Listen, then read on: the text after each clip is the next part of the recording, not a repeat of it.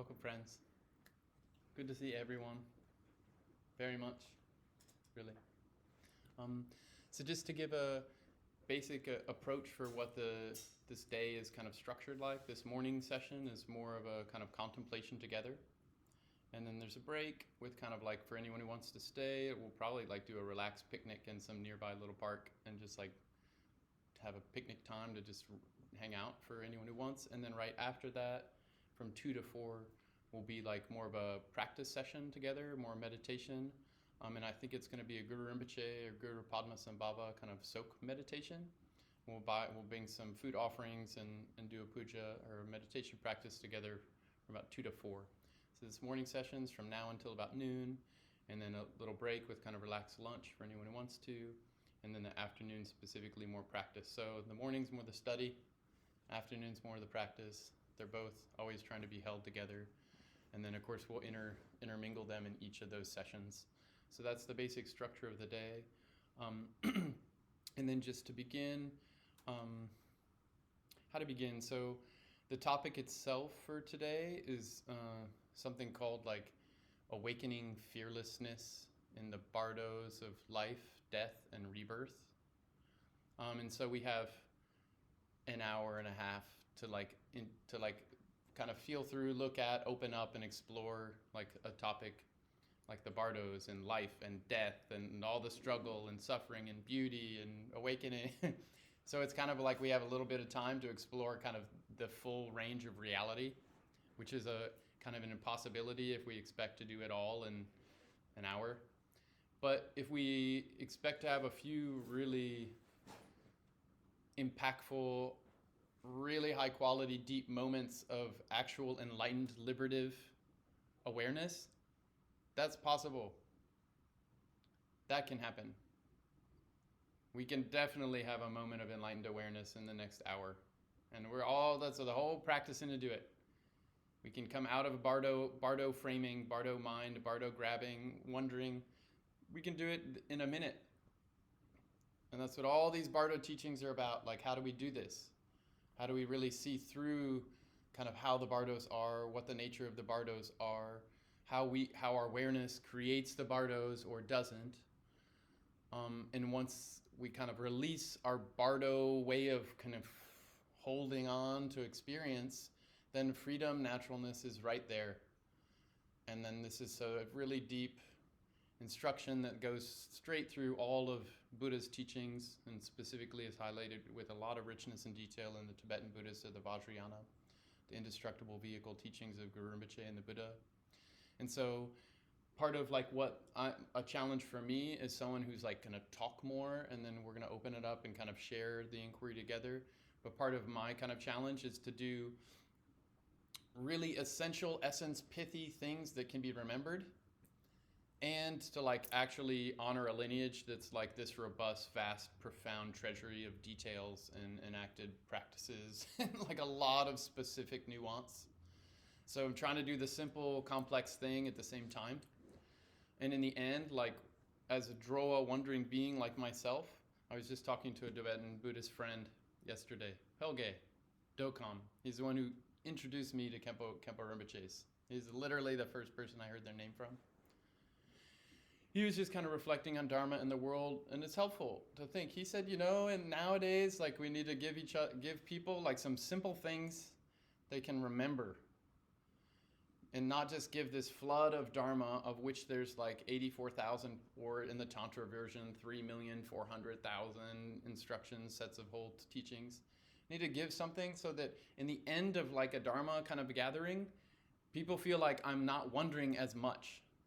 I have some clarity, I have some rootedness, I have something I can really work with and explore further. And so that's kind of part of a challenge of both me and us as kind of people who have at least some degree of interest in Buddha Dharma. We need to actually have like the main point clear, but then we need to live the main point in our lives, which means like in bodies, in relationships, in ecologies, in moods, in swings, like, which is a lot of detail. It's called life. It's like getting here was like subway or bus or dropping off and lunch and it's all detail, so much detail, right? So not trying to get lost in the weeds, but also not trying to abstractly kind of hover so far out in outer space that like there's some core principles that we have no idea how we could apply them to like today, you know? So I'm toggling this, okay? And I hope you are too as a practitioner, because if we're not getting to the main point and seeing what the secondary conditions are that support it, it's going to be a lot of kind of wasted opportunity. There's a maze, reality's a maze. Interdependence is quite nuanced. We need to like have some clear ideas about what's like reliable to kind of work, and then really deal with the happening detail nuance that we're a part of right now. So we need to be able to do both of these things. And so presenting something as vast as Bardos, these in-between states or this kind of wandering experience that the Buddha explicitly opened up very vastly in Tibetan Buddhism or Vajrayana, it's like a big challenge to cover such a vast terrain of teachings and practices, and I'm in no way, I mean, we're just like pulling the blinds back of like a whole universe of teachings, okay? So that's just like a caveat on kind of more how to approach this like brief window of time together. And I'm gonna kind of full throttle jump in, okay? So like otherwise the time, there's a lot to cover. But the way to do that is always come back to the mind right now. That's always the like full throttle direct thing. Check our view, check our awareness, check our motivation right now. And the key point is always bodhicitta. The wisdom, heart, mind of enlightenment. Compassion and wisdom together, elegantly, naturally, simply. Vast open heart, sharp, clear, pristine, fresh awareness. Wisdom and big-hearted compassion. This is called bodhicitta. So that what we're doing now is for every single being, all the parent, mother beings, father beings, sister, brother beings, all the beings, everyone's aching. We're all aching. So much uncertainty every moment. So we're doing our best in a moment of awareness to genuinely care that there is that ache. There is this suffering, and how can I better show up for beings? And that's what the path is about. How can I get my own kind of direct, embodied, clear, knowing intelligence to then show up helpfully, like now, with the people I'm with the animals I'm with, in the place I'm at. And then it changes, and then I show up accurately again as best as I can. That's bodhicitta. That's always the main point. And so really, always the beginning is activate bodhicitta. So we do that now, a genuine, tender-hearted, brave, courageous view. We're going to do this for the enlightenment and the happiness, short and long-term happiness of every single being, ourselves included, but it's infinite beings. So we turn that on, and then we'll silently abide in that bodhicitta. They're called absolute bodhicitta. And then from within that kind of openness of absolute bodhicitta, we're going to go to this page 14, 7-line prayer of Guru Padmasambhava. Definitely we need the support of the wisdom beings, the Buddhas, Bodhisattvas, and Arhats. There's no reason to try to like not receive guidance from beings who are experts that know a lot more than us. It's just a stupid thing to do. I'm going to figure it out all on my own. We can do the hyper-individualist thing. It's just dumb. It's just a dumb thing in the context of wondering in infinite possibilities. It's just like not smart. So we're going to connect to wisdom beings who've like really fully activated love, compassion, and wisdom, and like connecting to their intelligence and their guidance, becoming receptive to actually love and compassion and wisdom. We'll recite these prayers together with lineage prayers of these lineage masters. And then we'll kind of open the space and directly go into these Bardo teachings. And if ever you want to kind of like interject and stop and be in a point, or like be like, hey, Dragpa, let's just pause and have silence and like meditate and open up, I'll like hit a bell and we can do that. Just kind of let me know. And we'll kind of dive in deeper somewhere, or we'll pause and open somewhere. But again, the time is short. And so like it's also your choice to like how we want to shape this time together. So please just help shape it. Yeah. So first, just a silent absolute bodhicitta moment that has this fresh, vivid, loving, wakeful capacity turned on brightly. And then that'll turn into words and into kind of motions and gestures, which is the relative bodhicitta, as these prayers will do to Guru Rinpoche and all the lineage masters, page 14.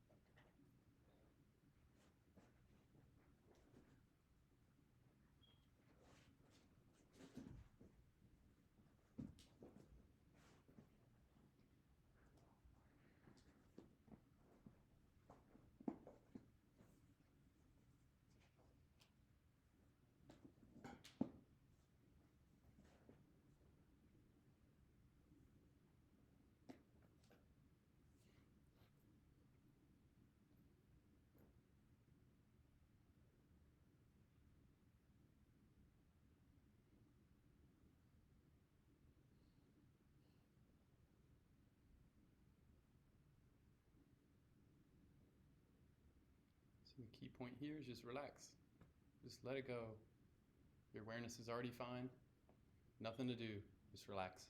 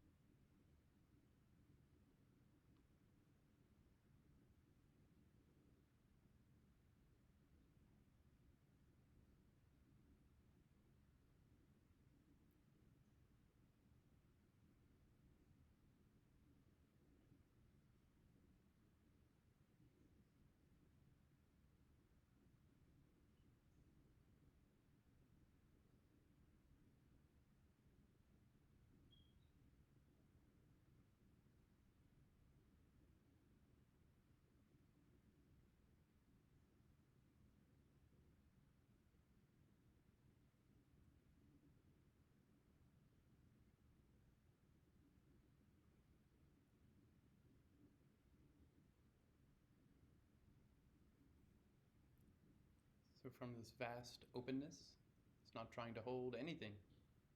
It's just being. Then highlight this kind of connective, like dazzling, bright compassion, this love, and just let it like permeate space. Let the love from your heart, from your mind, just instantly saturate all of space with genuine care and compassion.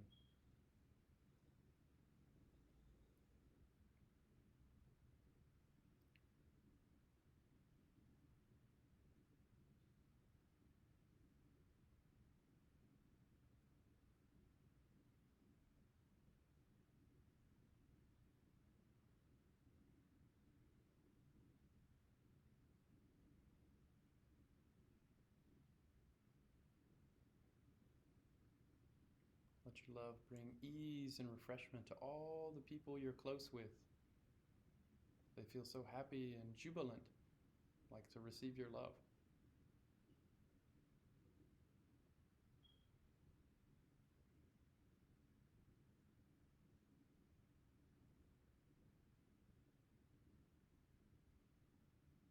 And your love instantly like touches all the strangers, people you just passed on the street, people you might have connected with yesterday and the day before, and all the beings, all the little microbes in your gut, and the little like, invisible teeny beings in the corners of the room, and and Buenos Aires and Jupiter, all these unknown stranger beings.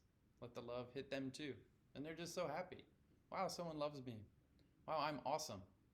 Wow, Buddha nature is real. Yay. They celebrate, so refreshed. Let your compassion be that for them.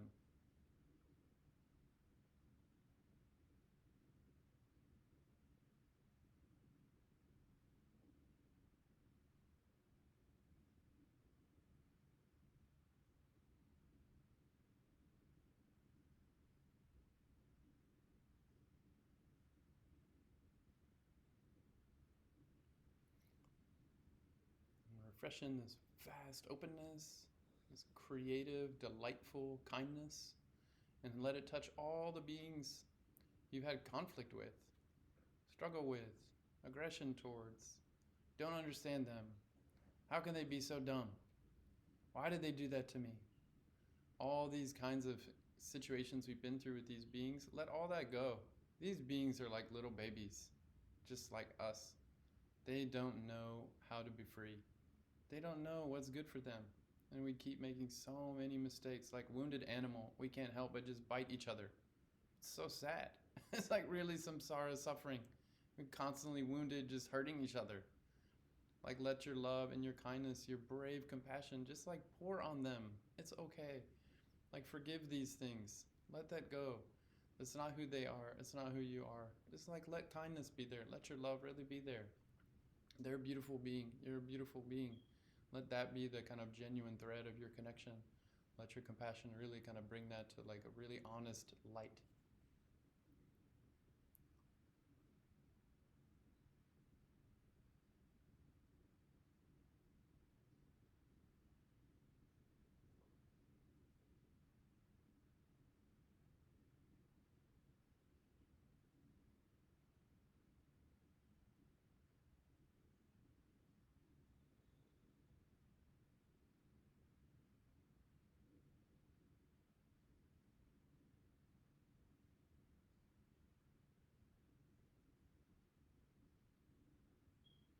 There's a being you just kind of can't really give your love to. Just can't do it. There's too much tension there. Then let all the love and compassion of all the Buddhas and Bodhisattvas, let their love pour and saturate, relieve this being. The Buddhas and Bodhisattvas, they can do it. There's no restriction for their love, their kindness. It's okay if we're temporarily holding back. But let the Buddhas and Bodhisattvas really genuinely have their love, their compassion, their intelligence like saturate this relationship and that being so that they're totally refreshed. They see clearly and that they only kind of realize love and compassion. That's the natural condition of themselves too. And then just kind of let it kind of happen and they enjoy and relax.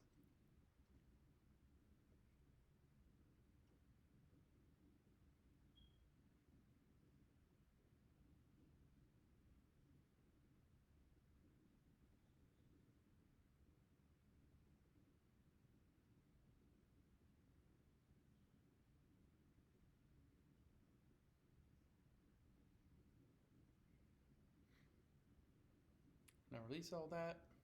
Just bring it back to simplicity, vast openness, kind, warm-hearted care, simple, unrestricted throughout all space.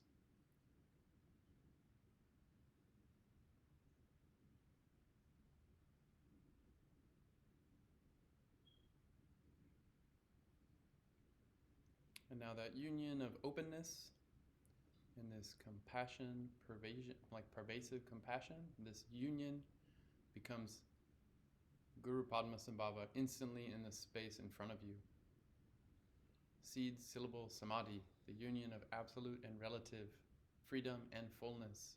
However we say it, this infinite heart and this infinite clarity of mind come together in form. And the body, the shape, the form is Guru Rinpoche, is in the sky in front. Transcendental wisdom rainbow body, embodiment of every single Buddha, Bodhisattva, Arhat, all the noble ones throughout the 3 times and 10 directions. Instantly his light of wisdom and compassion is pervading all of space, saturating all the beings, including us.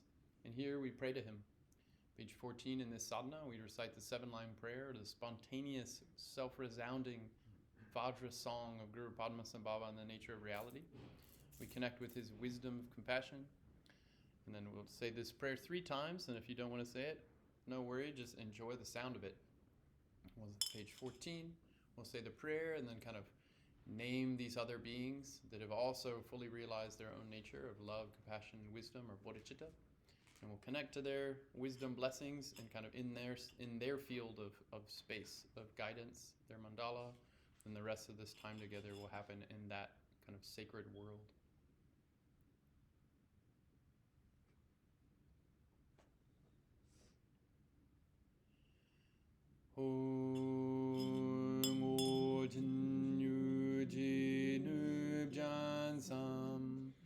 Pema sadum polam Yazinjugi nurubni Pema junhe Jesurang Kodu kadrum hampeko Jeji Jesu dabdubji Jinji lom zizig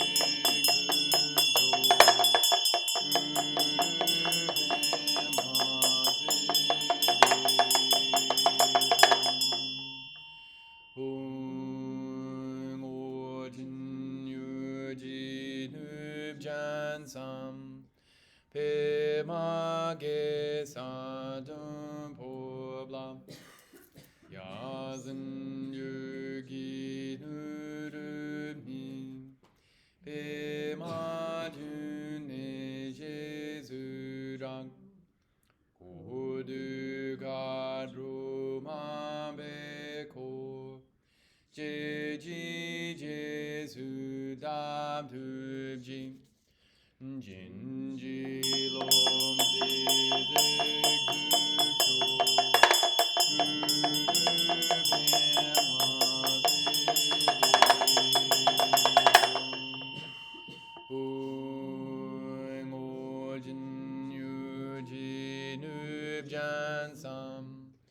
Pema ge zadum poblam Yazin yugi nurubnim Pema junhe Jesurang Kodu kadru mambeko Jeji Jesu dabdubji Jinji lom zizig dukso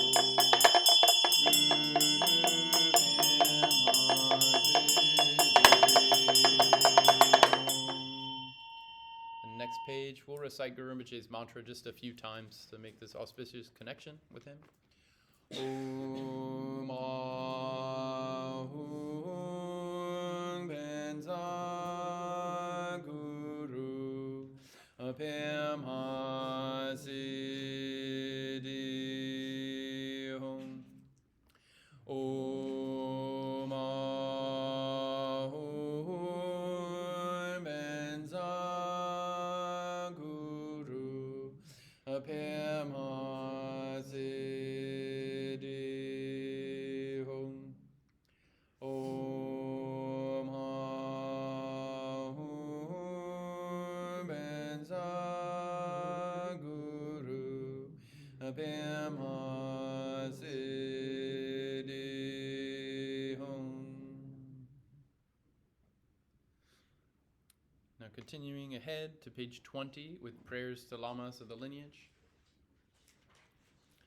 Sumanta Bhadra, Bhadra Sattva, Pramana Bhadra, Sri Singha, Pamakara, the 25 king and subjects, So, Zur, Nub, Nyang, and the 100 Tirtans and others, the Lamas of the Kama and Terma lineages, to you I pray. In the past, you were the Vijayadhara, Nudan Dorje Tsal. In the future, you will be the Buddha Mopataye. Now you are the regent of Padmasambhava, the actual presence of Dragpa and Latsawa. Jigdral Yeshe Dorje, to you I pray. Happy with little, content and rich in jewels of the 3 trainings, with loving compassion, seeing all beings as parents. Through threefold realization, you made 3 doors, 3 vajras, virtuous monk, Pema Sultram, to you I pray. The supreme tradition of the glorious Buddha Padmasambhava, which is the essential, extraordinary view and doctrine of the early translation school, and keep alive and spread by the light of wisdom. Lord of Dharma, great Khenpo, I pray at your lotus feet. In the palace of the Ogmen Dharmadhatu, the essence of all the Buddhas of the three times, the one who shows clearly the Dharmakaya of my own mind, we pray to the Honorable Root Guru, glorious root teacher, precious one, dwelling on the lotus seat on the crown of my head. Hold me with your great kindness and bestow the accomplishments of body, speech, and mind. So here we'll go to page 76 in this version of the sadhana. This one that we have the handout one. 76, we'll recite the Vajrasattva mantra 3 times. This is all creating kind of auspicious conditions, so the result of kind of really directly realizing these teachings is so easy. So this is just kind of like tilling the soil and getting all the things, non-tilling the soil, whatever you want. We're preparing the conditions so this bodhicitta just shines on. This Vajrasattva mantra 3 times. Chom dende pa doje sambala shanzalo. Homage to the Tathagata, glorious Vajrasattva.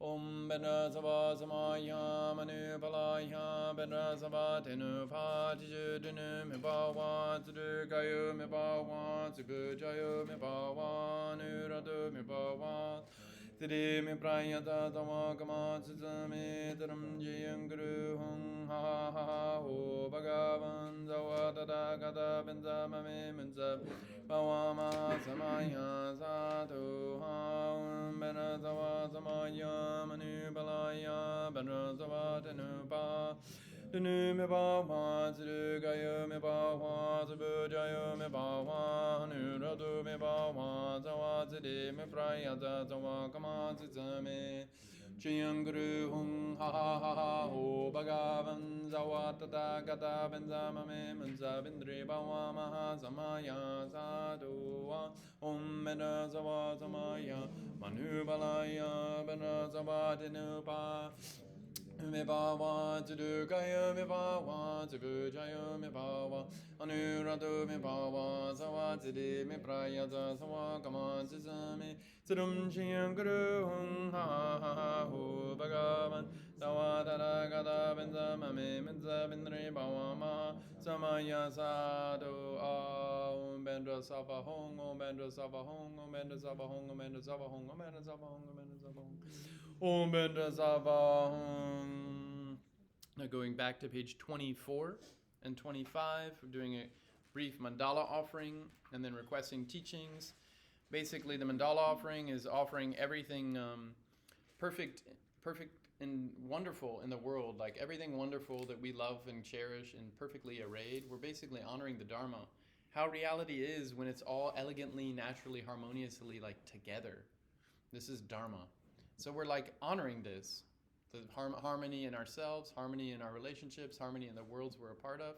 Like this is like we're really celebrating this and just genuinely being grateful for this.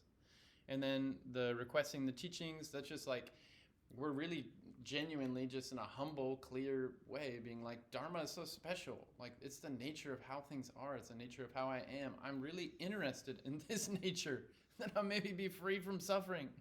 So we're really like trying to like celebrate this nature and like make ourselves kind of receptive to this kind of like just spontaneously being a harmonious, loving, kind of intelligent being. So I'm speaking really kind of like to the point, a little more essential style. But here, we'll just recite this mandala offering and requested teachings. Let's together. The earth anointed with perfumed water and strewn with flowers, Mount Meru and the 4 continents ornamented with sun and moon, by offering them visualized as a Buddha field, may all sentient beings enjoy the pure land. Idam Guru Ratnam Mandala Kam Niryatayami. According to the wishes of sentient beings and their capacities, for the high and low, common and uncommon vehicles, please turn the wheel of Dharma.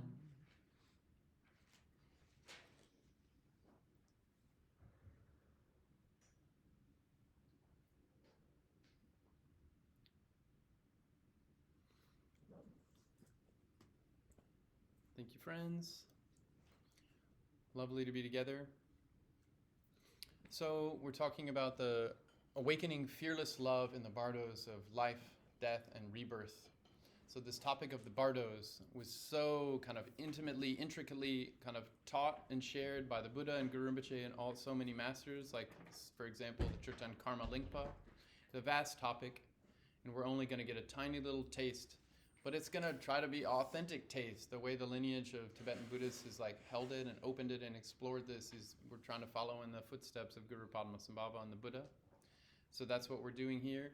And even just a vast taste when it's actually a superfood, really reliable, actually authentic, high quality moment of impact, this can be tremendously beneficial for ourselves and for others for the whole course of our life. This is really a big way we need to approach our own practice and our own kind of study of Dharma. We need to be available for the possibility that a moment of Dharma, a moment of practice, a moment of meditation, a moment of studying something and really being with the teaching like everything's impermanent, that moment can completely radically change everything for us for the better. That's how this happens for beings. This path is a succession of insights that just like radically open our hearts and like amazingly clarify our awareness. And it's tiny little insights and it's big threshold kind of like way leaping past kind of insights. But that's how this path is. And we need to like confidently be available for that possibility. Like maybe it's true that my nature is enlightened. Maybe it's true that the Bardo is like not even happening. Maybe it's true that like I can be loving to someone who's like just super mean to me. Like this is like a confidence kind of poised way of being. Or like just to allow ourselves to the possibility of maybe, what if, just suspend disbelief, have this deep courage, right? This is much more Vajrayana view, this bravery. Like I have this nature, this essential goodness nature. Call it Buddha nature, Sugata Garbha, Tathagata Garbha, call it original mind, call it the great simplicity, call it whatever we want that makes us feel okay. I have this nature, and it is intelligent, it is loving, it is completely capable. And just like to let that confidence be there for a minute, for a moment. This really is like, if we practice this way, our practice will easily go on track. We'll get so much benefit, so much realization. So anyway, I'm just offering that warm invitation to allow yourself the possibility that maybe your life can change like radically for the better in a very short period of time, to really genuinely surrender or connect with the Dharma, connect with bodhicitta. That's a very possible thing. So opening that, which means to say, even 10 minutes of talking about something as intricate and exquisite as Dharma, as the Bardos, even if we do it for one moment, really deeply, really richly, really authentically, this can be one of the best days we've ever had. It's just how it is. You never know what's going to be the big moment day. And then hopefully then tomorrow will be another. I mean, that's what these great beings who are constantly in delight. They're just, every day is an amazing day for them. Why? Because they have this courage turned on. They have this intelligence turned on. This bodhicitta is turned on. So everything is a miraculous, wonderful thing they're grateful for. Like how amazing. This all keeps happening. This is all about how we poise our mind, how we open our heart. Now we're in information age overflow. The tendency to just want more data, want more information, I think it's becoming clearer and clearer. It's not only a question of having more data. It's how are we with the experience? How am I poised to be with this experience? Very much directly about our mind and our heart. Not just the next hack that's going to radically upgrade my life or something. This is not a technique. This is a view. This is a worldview. In Buddhism, the view makes all the difference. Is this a sacred world going through pains of not seeing itself clearly? Or is this like a hellish prison that's just like vilely like vomiting itself and like just like hurting itself? Those are very different views. Is this nirvana? Is this samsara? Does it really change like what teachings were available for, how we're going to interpret something like the Bardos? So I'm jumping into Tibetan Buddhist Vajrayana view here. From this view, the Bardo is defined as the in-between. There's Rigpa wisdom mind now. There's totally deathless awareness. And then I don't see it. That's the beginning of Bardo. And that in-between lasts next once. Oh, I see it again. Oh, deathless wisdom is on again. Bardo is over. The Bardo is, but the moment between, it's the gap between being in wisdom, then I don't see it, then I see wisdom again. That's called Bardo. The in-between are true nature. There is true nature. And then I'm confused and I don't see it. That's the beginning of Bardo, everything. And then something happens and, oh, wow, I see the nature again. Bardo is over. Okay? So the Tibetan Buddhist view, this is the Tibetan Buddhist view of Bardo. The given reality is wisdom awareness. Not seeing that is called distraction or Bardo. Okay, so this is more essential, like Tibetan Buddhist view of what Bardo is. Okay, so we have 30 minutes to get real super pithy to try to give some things that maybe you can use for the next whatever, how many years our lives. And I'm just like trying to pop in some really highlight superfood points, okay? So what is this Bardo? This in-between. When I'm in wisdom, there's no Bardo. And then I get confused and ignorant, Bardo starts. And then I'm in a array of infinite 6 realms of Bardo activity. All this samsara suffering, entangled, confused activity. That's all the variety of Bardo that exists. And then I wake up again and the Bardo instantly is over. It was just a dream. Mistaken, illusory, fixated, unrealistic, not ever happening dream. Total fabricated hallucination. Samsara, all that was a mistaken view. Just wasn't seeing clearly. And because the view is like that, my body got like that, and my relationships got like that, and I got like this, and it all became samsara. Called Bardo. It's all Bardo. And so what we're doing here is to recognize what are these ways that we contract. The ways samsara happens, there's called 6 Bardos. Bardo of life. I don't see things clearly. Boom, birth. The birth of my sentient being, mistaken experience. Okay? That's life. Birth into life. Life has 2 sub-Bardos, 2 subdivisions. Bardo of meditation, Bardo of dreaming. So now we got 3 Bardos. In the Bardo of life, I can be dreaming. That's the second one. I can be meditating. That's the third one. Okay? So then all of a sudden I contract something, some kind of something happens where all of a sudden my life is definitely going to end. Some terminal disease, get hit by a car, can be slow or sudden. Something happens where that life is going to wrap up.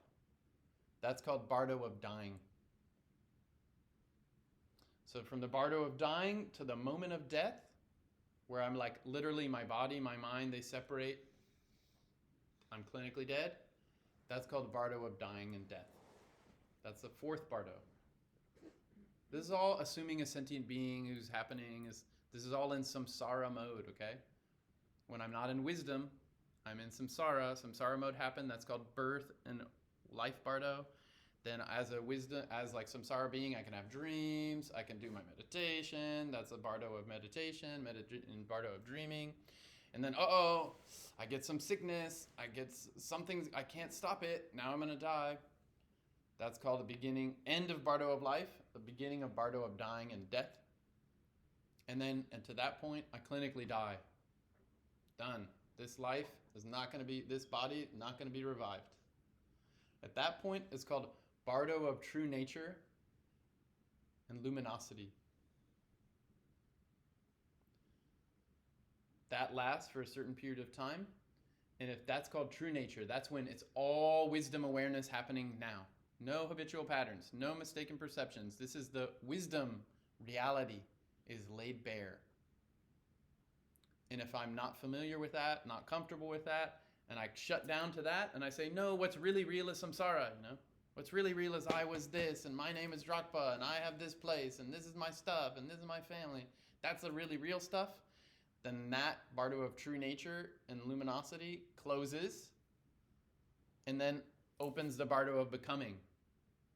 Where am I going now? Bardo of becoming. This mind has this impelling momentum, this continuity of awareness, and it wants a new body based on whatever habits seem to be happening in my dream space of my mind. And from that moment of like, I don't recognize my true nature of love, compassion, and wisdom, then the Bardo of true nature and luminosity.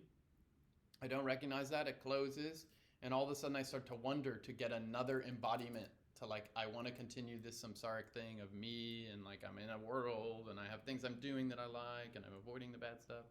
That's called Bardo of becoming, until, boom, I make contact with like whatever the causes and conditions are kind of like enough for my mind, wandering mind, to get another body that can be like, human body, like sperm and egg. It could be miraculous body, like it can be hell being body, it can be a God realm body. There's different ways to be born. It can be like some wetness in a petri dish, and there's like a, then my mind can be in that kind of body. Boom, Bardo of life starts. And now I'm back in the cycle. Now it's Bardo of life again. Birth, living, and with a new body. Same mind, new body. And that's the sixth Bardo. So we went from Bardo of life, which has dreams and meditation, to Bardo of dying. Then I die.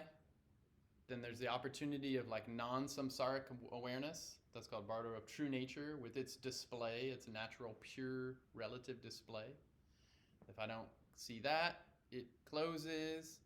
Then Bardo of becoming, my wandering mind wants a new body, until my mind links up with body components. They lock in. Wah, happy birthday me. New body, new life.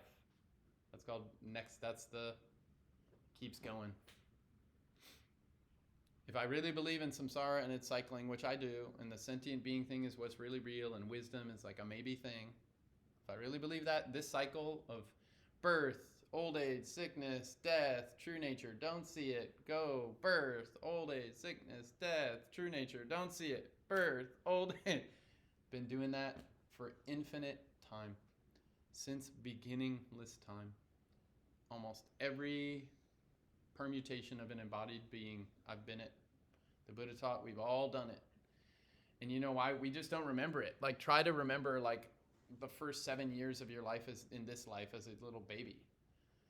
What would it be like to like remember the trauma of like knowing what it was like to be like come through the birth canal, and like you're just sitting there, you can't even hold yourself. Like, it's interesting how our mind like becomes unconscious about stuff that it can't deal with. Like, or it's not interested in, it just didn't show up on a radar. Like, just think about all of a sudden you recollect the last 1,000 lives you had. Like, that would be some serious trauma, very capital T trauma. We would freak out. Too much Bardo.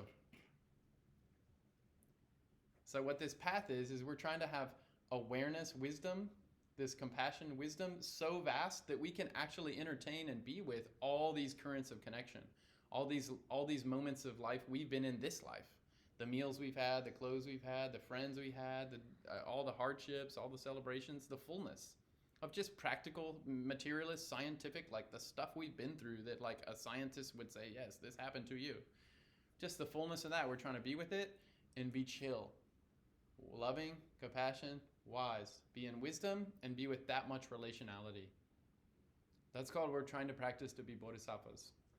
The fullness doesn't overwhelm us, so we shut down and faint and forget. Instead, we can wake up and show up and get tender and brave, and we can be with it, and we can love it, and we can grieve with it, and we can like breathe with it, and we can just be in relational exchange, interdependence with ourselves and others and worlds and all that in a relaxed way as they move and change and grow in ways that we don't control at all. We're just a part of this big flowing thing, and our awareness is just kind of moving around in it. So that's the obstacle course of 6 Bardos. Is that framing kind of clear enough as a general idea of what these Bardos are? I'm not saying you have to believe it. I'm just repeating some teachings that are really the Buddha said, like the Guru Rinpoche said, these great church said. So, yeah, good. So just, you know how there's the descriptions of the Bardo, Yeah. of all these appearances Yeah. that the beings kind of like flailing around in. So like most beings don't recognize those appearances as nature. Okay. Right? That's correct. Like what's an example of an appearance that you're talking about? Well, like in the teachings, it will say it's like, you know, all these dakinis that show up, and this Great. is, or like this Buddha, or these. Yeah. Yeah. And that sometimes it says like you won't notice them at all. Yeah. And then sometimes it's like, oh, you'll see them as a terrifying thing. Yeah. Or, Yeah. So if Totally. a being goes that more typical route to where they don't recognize the appearances in the Totally. Bardo, does that mean that the Bardo of luminosity is just like that instant after death before they start reacting to all the appearances? Or are all of those appearances still Bardo of true light until they actually grab something? Do you know what I mean? Yeah. It sort of seems like they're grabbing and Yep. reacting most Yep. beings like the whole time. The whole in those time. Descriptions, which Yep. means then it's all becoming. Yep. Okay. Yeah. So it's all fascinating because like how we approach the Bardos, it really shifts. That's why it's like a very difficult topic, because like how we're looking at the Bardos really changes like what we experience with them. So in the Tibetan Buddhist framing, there's no such thing as a Bardo, right? It's only wisdom. So that's the first thing. And wisdom always has an expressive quality. It's called pure relative truth. That's why they say pure body, pure speech, pure mind, or pure world, pure other, pure self. That's a deity.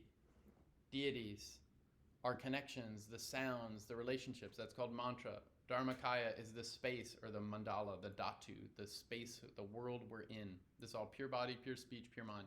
That's actually what's really real in Tibetan Buddhist view. So in that context, all this Bardo stuff never even happens, right? But we can flash back into that for a moment, and the Bardos kind of dissolve, and like we wake up and we're like, oh, that was like not really true. So we can do that in a dream.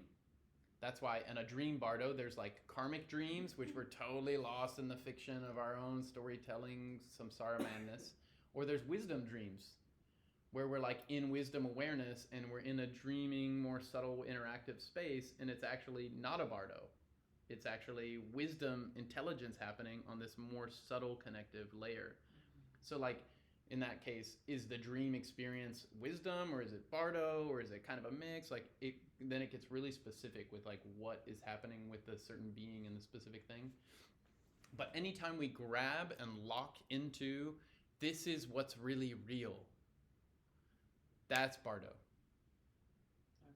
So like anytime we fail to recognize the empty, fluid, dynamic, open, like ever-flowing nature of reality called interdependence, anytime we fail to recognize that, that's Bardo. It's Bardo experience, whether we're dreaming, dying, sleeping, meditating.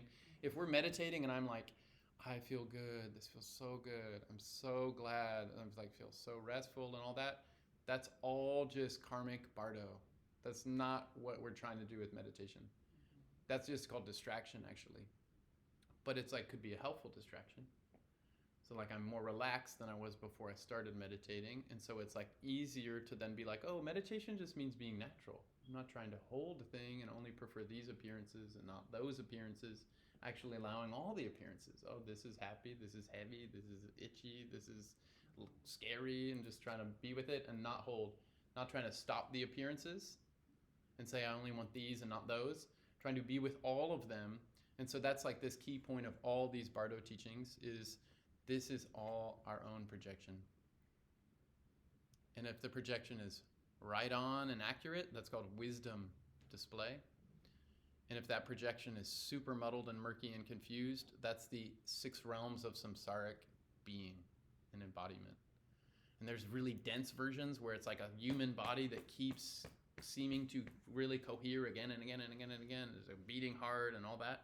That's still just like karmic vision, grabbing onto the certain set of habitual appearances that are just my projection.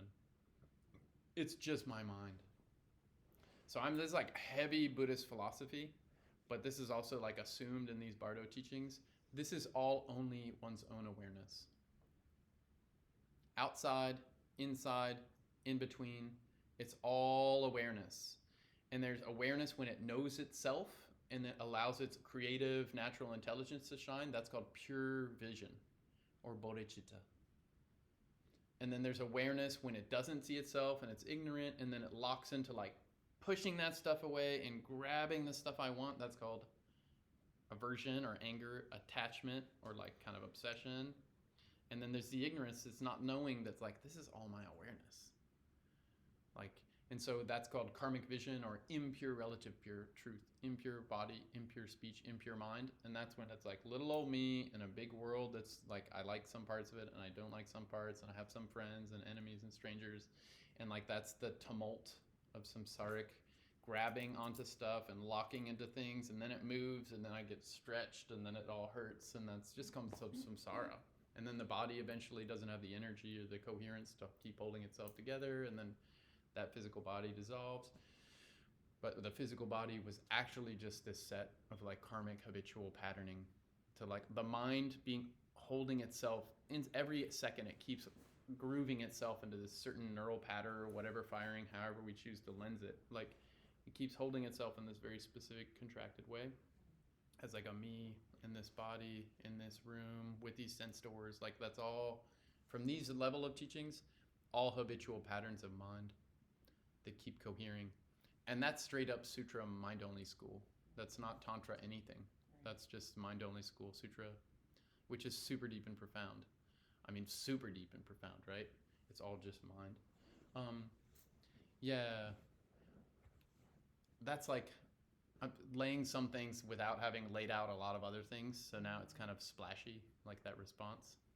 Well, it's not. It's just, that in those teachings, they talk about all these different times where if you can gain awareness, you can become enlightened, right? Okay. And so I'm kind of like, but most beings, I don't know, and maybe that is the thing, it's like I'm getting too, like, graspy about, like, a thing that's not really graspable, but I'm like, if you're reacting, then you're rejecting and grabbing.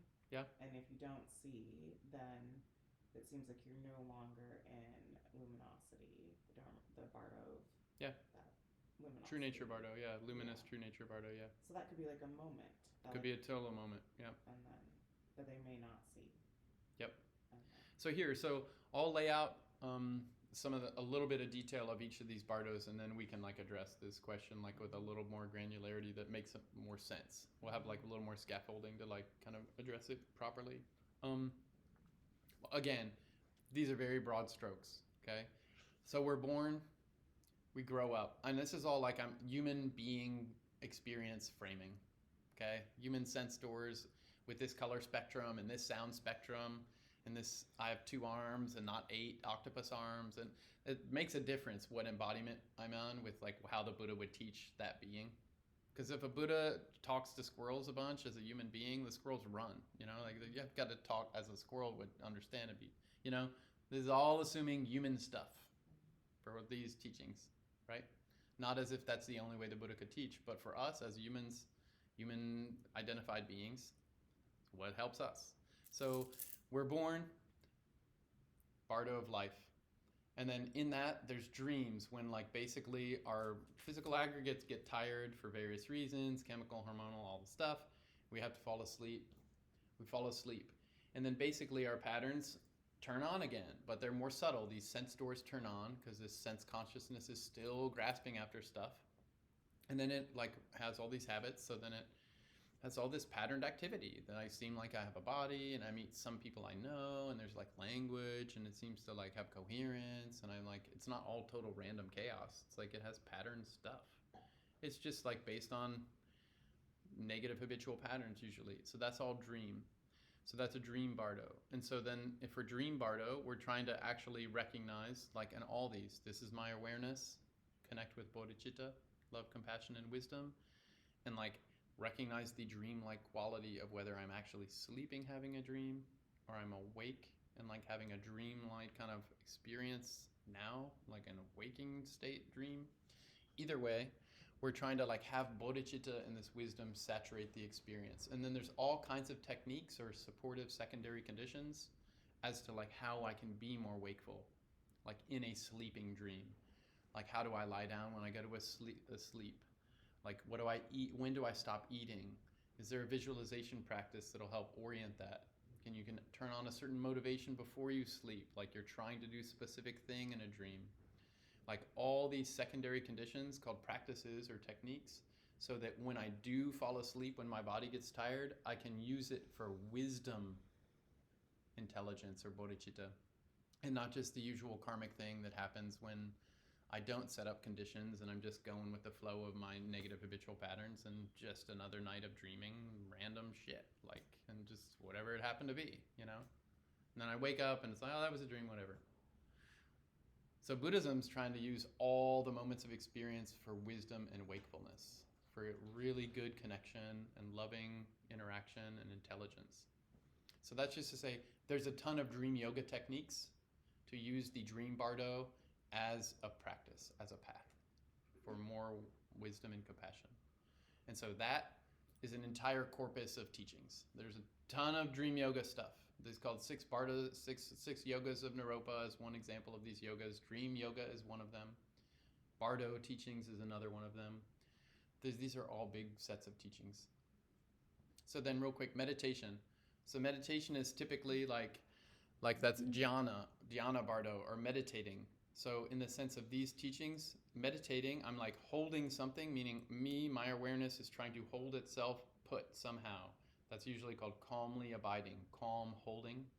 I lock in and like look at my breath and stay with it. I hold it on an object and I'm just trying to calm the monkey mind. Instead of jump, jump, jump, jump, jump, I'm holding it so it can just like be in a flow. It's called concentration, or shamatha, or calmly abiding, or calm holding. And then the second part of meditation is I release the holding and just let my calm awareness fluidly, flexibly, brilliantly do whatever it does.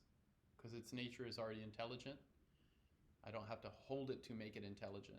It is intelligent. I have to relax and recognize its intelligent capacity.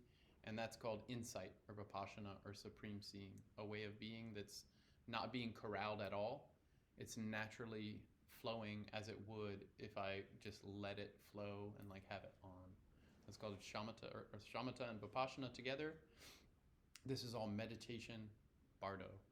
And so there's the karmic way to do this, which is like I am trying to get this from my meditation practice, and now this is Rigpa, and now I'm getting better, and now my path is, that's all like samsaric holding stuff of basically I believe that I'm bad and broken and stupid. I'm a samsara being. And I'm trying to get not stupid, trying to get free. That's all karmic vision. That's all called bardo stuff.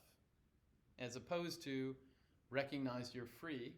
That's this true nature of reality bardo, which can turn on any moment. Recognize you're already free. And then the bardo dissolves instantly in as long as we're with that recognition that there's no such thing as the in-between time of Rigpa, not Rigpa, Rigpa. Because we're in Rigpa, or wisdom, and once we're in wisdom, we can see all the confused ways were just mistakes we made that we aren't currently making, because we're in wisdom. And then we lose it, and then a mistaken thing, and the whole thing starts again, the whole scene of mistaken vision of worlds and dreams and hopes and all this stuff. So that's like a little bit of the bardo of meditation. Super teeny touch. I know Marie had a question, and also Philip. And yeah, great. Do you either one? Okay, so I'm just a little confused. We've got in this life, before I die, I've got the bardo of meditation. Describe that. Bardo of dreams. Yeah. What are we doing? What about this bardo? I'm not dreaming. I'm not meditating. What is this one called? Bardo of life. Okay. Bardo of birth and life. Okay. Where we're basically just like, if we're in samsaric vision and we're not practicing anything, we're not trying to bring on bodhicitta and do love and compassion, we're basically just like using our we're using our merit randomly. The Sidpa, Bardo, and The Sipa Bardo is Bardo of becoming. That's after we've died.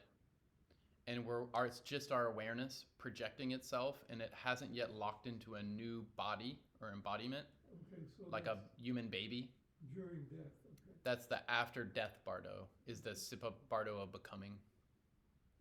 So this one is not, us sitting here is not Bardo of becoming. It's not. It's the Bardo of life and Bardo of living. life.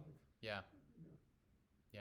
You know what the Tibetan. I have it. This book, which we have copies of, Rinpoche, like they did a 6 Bardo book. This is like total gold. Like this essential journey of life and death, indestructible nature of body, speech, and mind. This goes through these 6 Bardos very extensively, including having the Tibetan words for each of them, which I'm going to open up because I just forget it. Like Tibetan. I'll get this Tibetan word here. Is this one based on a root text? Karma Lingpa. It is. Karma Lingpa is like Bardo Todro. I know that there's a 4-fold Bardo approach and there's a 6-fold. 6-fold is the 4-fold is when you have just life and you don't highlight dream and meditation. So that's a Bardo of life, Okay. dying, true nature, becoming. That's 4. But when you subdivide life into also dreaming, the 5th, and meditating, the 6th, it's just highlighting those subdivisions in the life Bardo. So the 4-fold one, is that still Karma Lingpa? Yeah, same. Okay. And so in this, like page 87 in this book, the Bardo of birth and life is called Shine Bardo. Shine. Bardo of dream state is Milam. Bardo of meditation is Samten. Bardo of dying is Chike. Bardo of true nature, luminosity of the true nature is Chuni. Bardo of becoming is Sipa. Are you selling this book?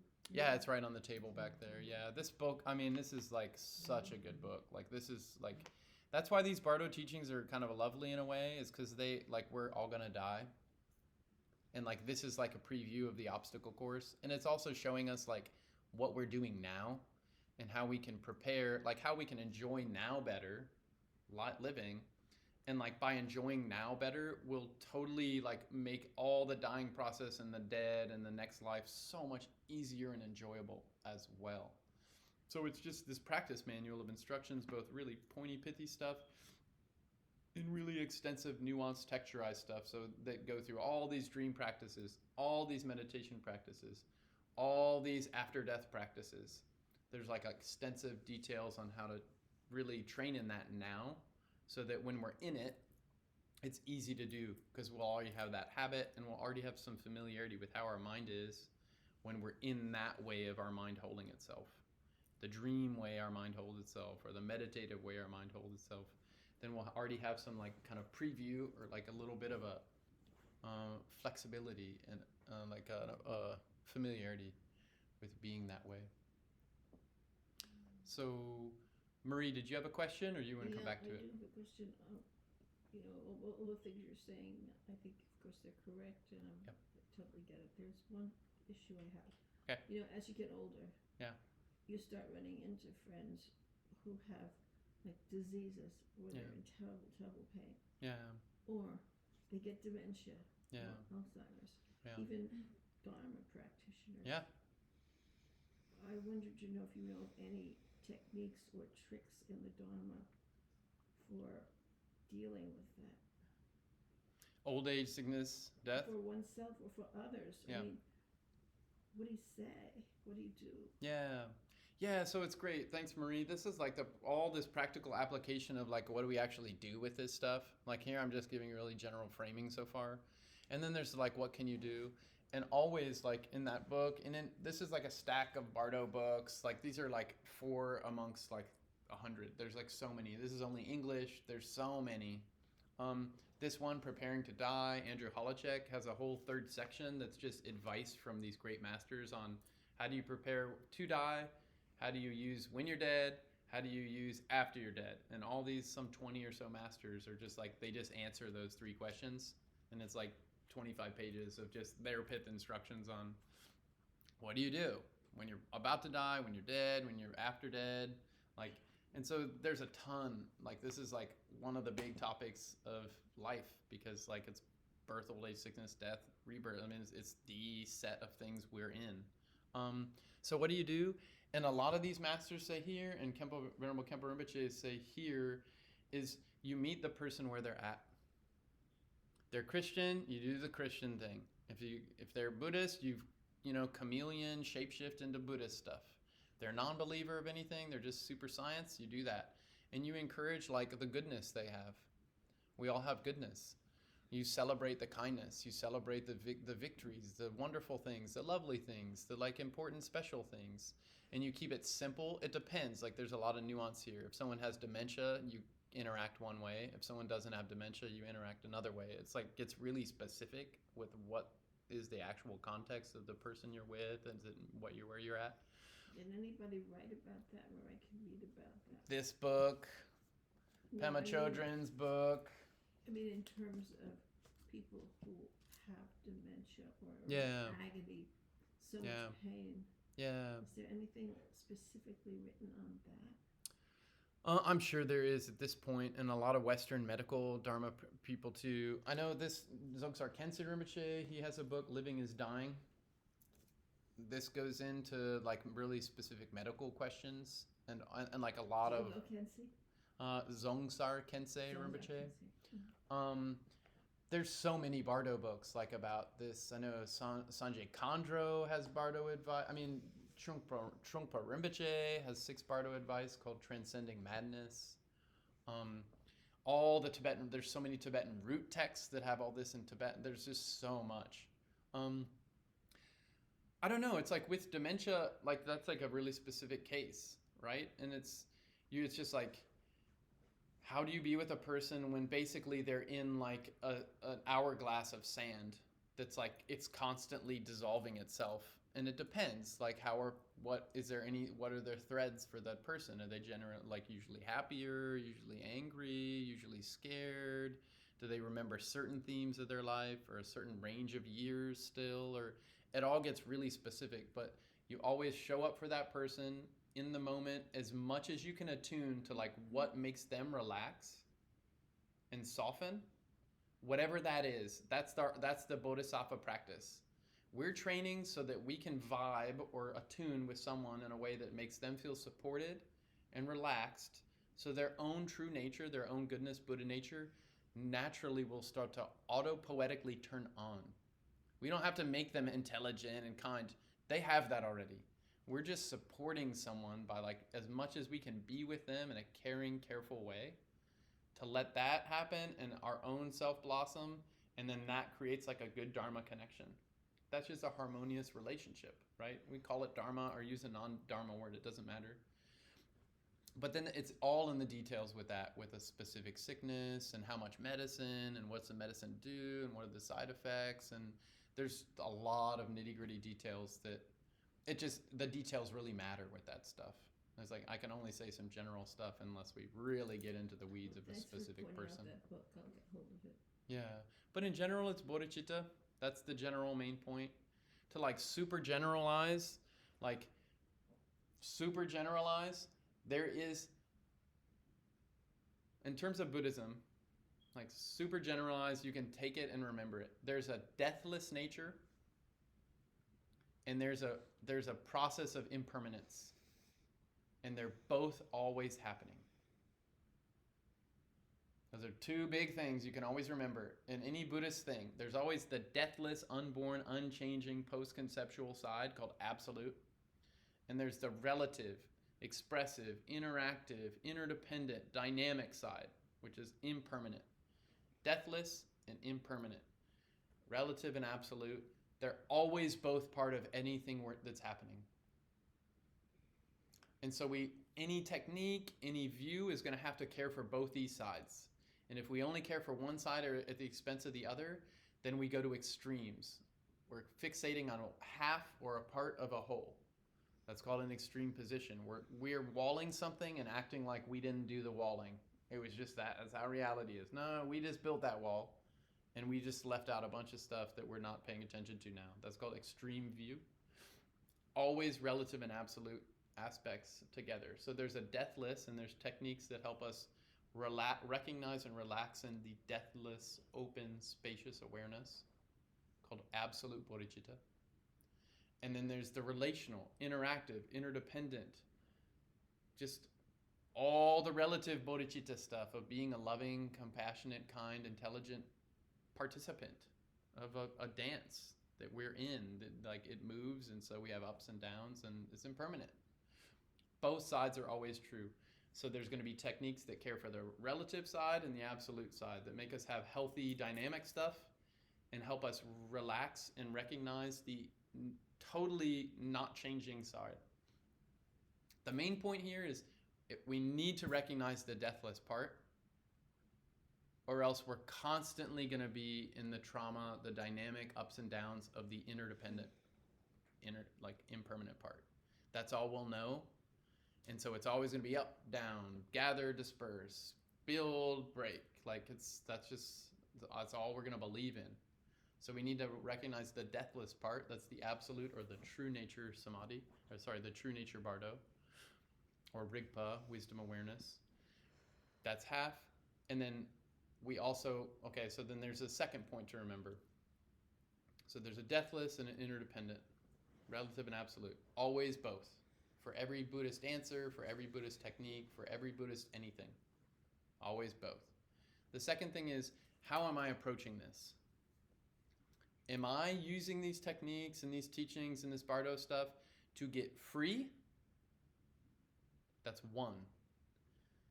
Am I using it to get free, or am I already free and I'm using the techniques and stuff to more fully connect? That's a very different way. One is it's all about my liberation, self-liberation. Two is about other liberation, others, connecting with others, because I'm already free. So that's self and other liberation. These are two ways to approach Dharma.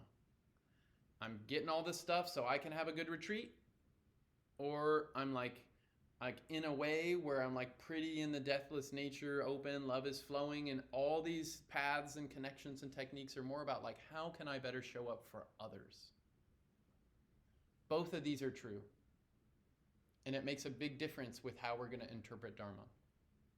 We need to get free, because if I'm drowning, I can't help much. Put the oxygen mask on in a plane first, because if I'm suffocating, I can't do anything in a plane when it's going down.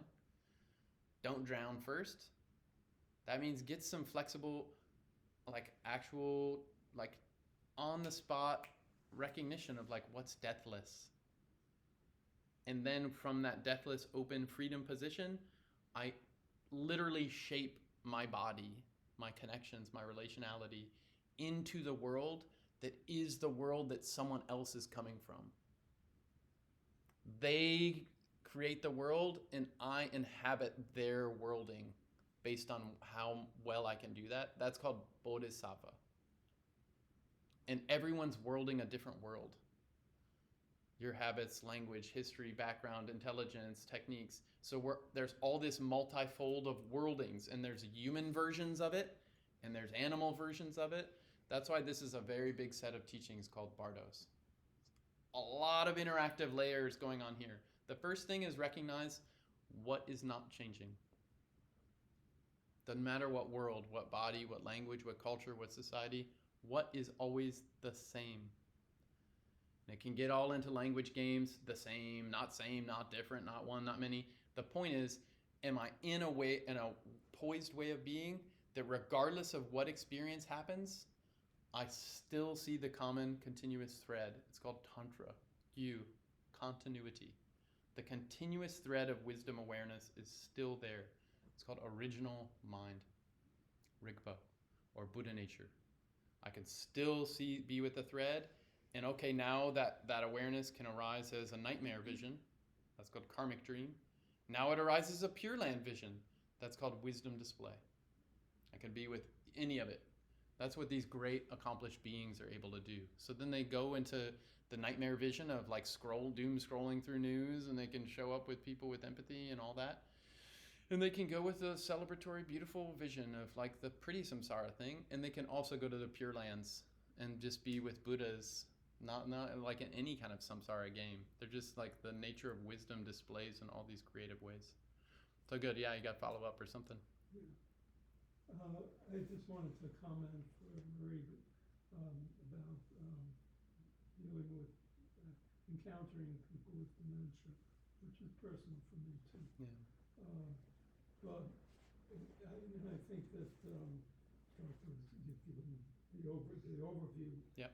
But just drilling down to the specific, I think a lot of what you encounter is your own expectations being violated, and that as soon as that arises, your mindfulness, your attention should be on the actual person, so rather than what they don't have anymore. Yeah. It's recognizing what's there. That's a very good recognizing point. the difference between that and your expectation of, oh, you used to know this, but you don't, avoiding that, sort of going right into the, it's kind of almost the opposite of Bardo, but maybe it is exactly what, I'm sure it is what Dragpa is talking about, as, the enlightened one instead of the distraction. But in any case, it's a matter of paying attention to what's actually there, and also dropping your own attachment to your expectation. That's important. Yeah. Yeah, I think the other thing I was thinking when you were talking, Dragpa, about Marie's thing was like, to be a bodhisattva, it's also like you can't save them. It's like you can't save them, right? If somebody is in their realm, they're in a lot of pain and confusion. I think sometimes the reason we start to struggle is because we can't save them. So it's that sense of like, can you show up however they need, even if it's like very distressing to just sit with their pain, but at least then they're not alone with their pain. It's an important thing to think about. I think that's what's hard too. Yeah. I'd like to know what's the, from a point of view of Buddhism, how does memory be understood? And then another question is, I know there were two kind of truths in Buddhism, conventional truth and ultimate truth. Yeah. So how would this relate to Bardo? Because I don't know so much about Bardo. Today is the first time that I heard, know like from you. Yeah. Yeah, I'd like to. Yeah, the first question is about memory. Memory, and then like conventional and ultimate truth. Yeah, they're both very amazing, great questions, super deep, very profound. So memory is like, I like, again, so much of this is on my side general. It's like, memory is like, how much of the interactions that I've been a part of, like how much can I bring them as like actively in touch with them. So in all ways, an answer in Bodhisattva style is like in a way that's helpful. Because I could, like, if I can recite to you like every meal I've ever eaten right now because I have a good memory around like eating food, like if it's not helpful, there's like no point in sharing it. Like it actually has to be helpful, like in a Bodhisattva context, right? So, but having good memory is like basically being able to, like, it's like a GPS. You can like zoom into an exact spot in a world with the exact kind of detail you're looking for, what kind of map, the exact thing, but you do that also with time. So like you zoom in on a planet, Google Maps or whatever, you zoom into the spot, but in the year, in the day, in the moment, in the whatever, that whoever you're with, or if it's just memory that you're actually helping yourself to, that's the most helpful, like detail, granularity, like basically theme of a giant symphony that you're a part of. Like you can pull the thread of the specific song that's the right fit for whatever you're doing. Like that's when memory would be helpful. And like the degree to which we can't do that is just kind of a vague feeling, an intuitive something. That can be helpful too, But like in terms of a Buddhist path, we're trying to get the granular, like actually feel the specific relational interdependent like point, the exact dot. That's what the Bodhisattva levels or bhumis, the layers, that's what they're trying to do. Be in deathless wisdom, open awareness, but then have a greater field of interdependence that they can zoom into exactly. So each bhumi is like more relationality that they can tune into accurately. Now, 1,000 lives in the past, for 1,000 more beings, and 18 more abilities. Like all it is they're getting a bigger body of cause, condition, and effect. And they can exactly tune into which layer, which muscle fiber of the body that's the most helpful one to be with right now. They're both, that's empty, this part's empty, that part's empty, the present's empty, the past is empty, all is empty. They recognize that first bhumi. It's all open, same deathless nature. But then that's when the detail matters. Like what spot for this being, and that's memory. You can think of it as memory, but you can also think of it as lived ability to just zoom into the actual connective feature of cause, condition, and effect.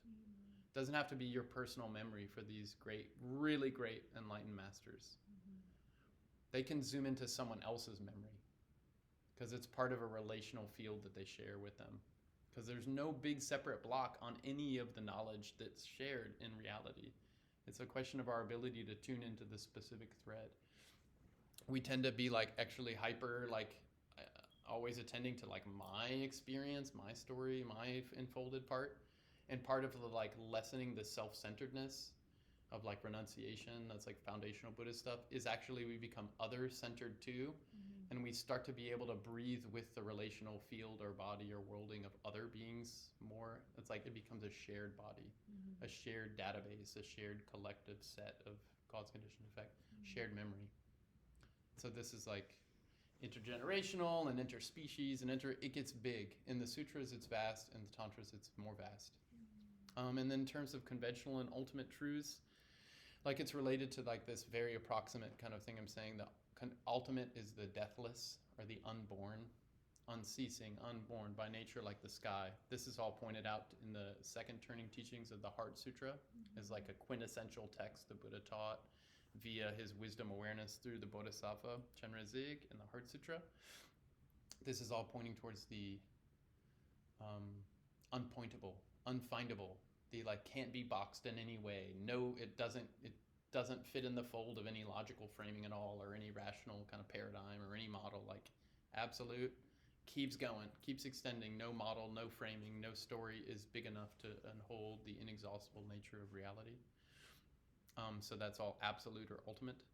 And conventional or relative is like any model, any frame, any story, any body, any theme, any flavor, any one way of like orienting. That's conventional. And the question is, what's helpful? Again, for the Bodhisattva, it's like what serves. Like, what framing or model is helpful for this? If I'm a scientist looking for chemical composition, I'm not that curious about astrophysics right now. That's how I'm talking about chemistry, you know? But if I'm a good scientist, I'm also going to be curious about astrophysics because there's all kinds of modeling and stuff that is, I'm also a part of that stuff and it's really relevant, just not in the lab today. So we want to be able to juggle as many frames or bodies or models or conventional truths as possible, not because they're all equally real and not because I need to do them all right now with this person I'm with. I need to be specific and this is the medicine for this specific thing right now. A doctor doesn't need to prescribe every single medicine simultaneously. They kill everybody. They need to discern what's the proper medicine for this right now. And that's the Bodhisattva. You can play any game, any model, any body, any worlding, human, non-human, doesn't matter. And then you show up and you're with the thing in a skillful way, not because it's real, but because it's helpful. Real enough given the situation for like what the being believes. If that's with a 5-year-old, like, and you're just like totally going along with the story that Santa Claus is real because it makes the little kid happy, play the game, do the story, enjoy the drama, the show, the movie, talk about sitcoms and stuff with the coworkers if that's like their chill zone. Like, fine, they like to talk about Matisse painting, awesome. Learn about Matisse painting, you know, like conventionally that's skillful. Ultimately, anything is anything is an object of actual interest for someone who's a bodhisattva. Every body is interesting. Every story is interesting. Every set of knowledge is worthy of learning, because someone really cares about that knowledge, and that's a way you can connect with them.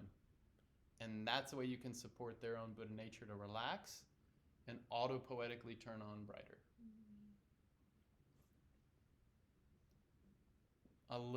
There's a lot of different ways to answer that, to like be with it. Yeah, I want to, because our time's getting short already, I want to say a little bit about Bardo of True Nature and a little bit more about Bardo of like Sipa Bardo before we run out of time. Is that okay? And then we can highlight in. So just so I like at least said something about each of the 6. Again, this is obviously this is a vast topic, right? It's like very vast. Bardo of True Nature is like, okay, again, this is like a VHS videotape in high speed forward or whatever. Now it's like you're like at 2 times speed of something you're watching on YouTube or whatever, okay? So, I got whatever, terminal disease. Fuck, you know? I start to break down. I can't do it. I'm getting tired. I can't move. I'm dying.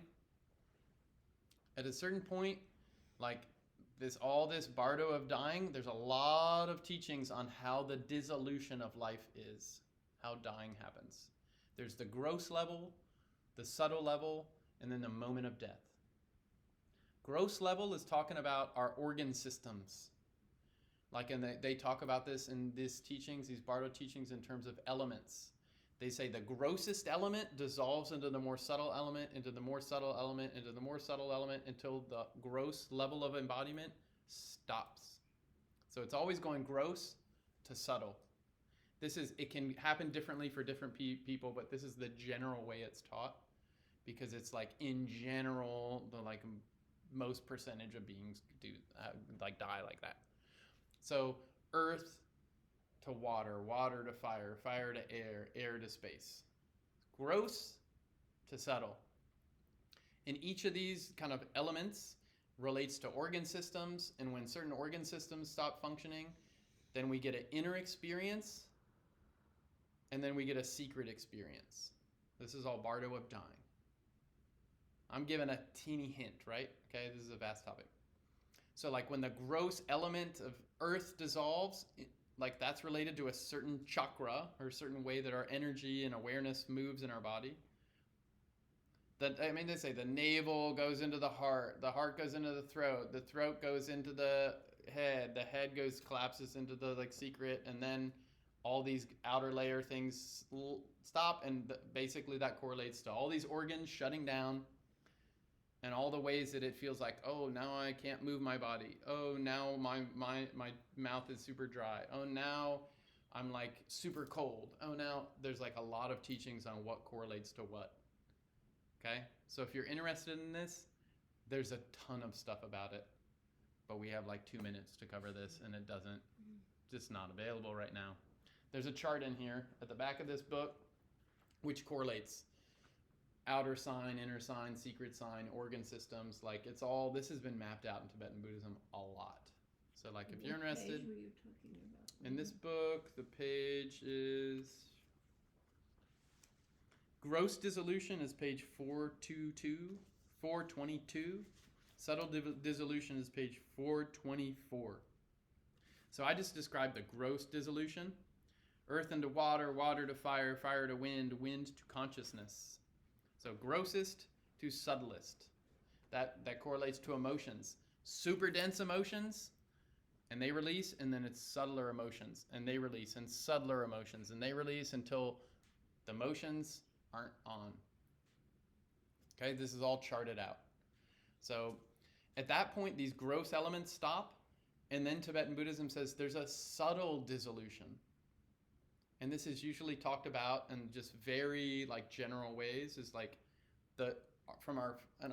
I'm sorry to like just do a hack job and say a bunch of stuff without introducing it properly, but the hack job version is from our father or the male side or whatever for a human, there's like this, a lot of this kind of essence element is held up high in our physical human body. And from the female or the woman, like egg and sperm kind of thing, the female is usually below for a human body. And basically, at first, when this subtle dissolution happens of these energy level, this white descends to the heart. In Buddhism, they say awareness is held in the heart. That's where our mind is. It's not in brain. So basically, it's all, the gross stuff is going in, and then the subtle stuff is also going in. It's all gross to subtle. So this white, kind of this essence element's going into the heart. This feminine red element is going into the heart. And then they merge in the heart, and they kind of contract. And at that point, we like actually clinically die. They call it white decrease, red, white appearance, red increase, black near attainment. And then at that point, the bardo of dying is over. And we are clinically dead and actually dead. So the gross dissolution is just clinical death. The heart stops, the brain's not functioning. Okay, all the organ systems shut, clinical death. A doctor in a ER will be like, they are dead. What's the time? For Tibetan Buddhism, then they say after that, there's still a subtle dissolution of elements. This subtle kind of energy is moving to the heart. Subtle energy is moving from the base up to the heart. They collapse.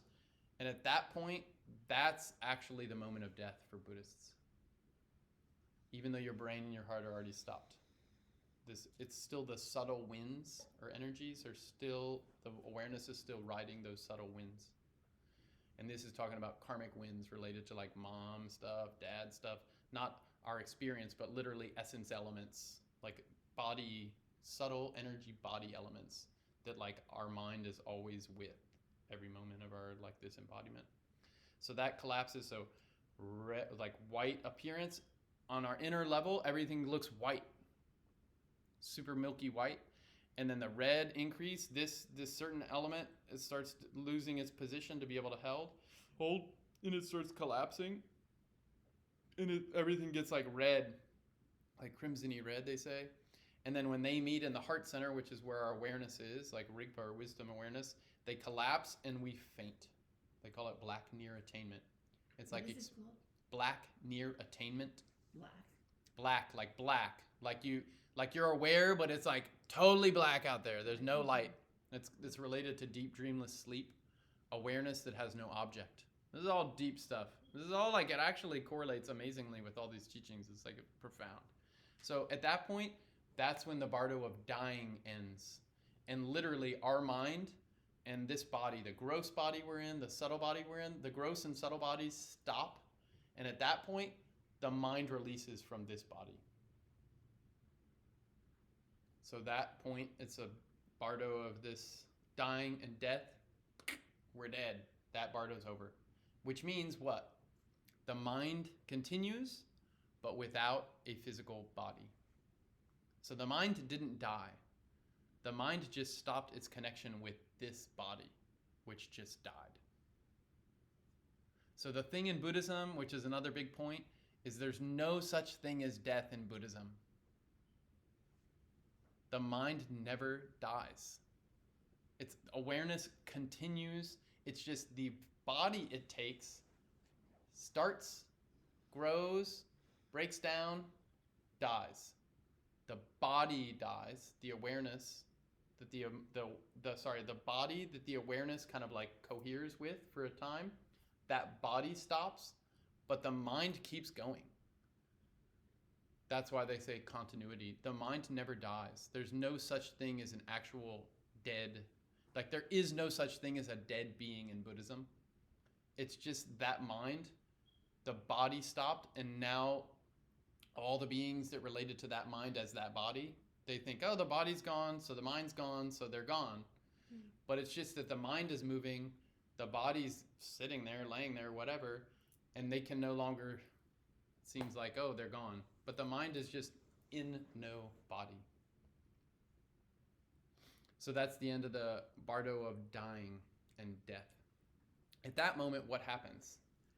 This is the moment every single Tibetan Buddhist practitioner is training for their entire life. This is the moment.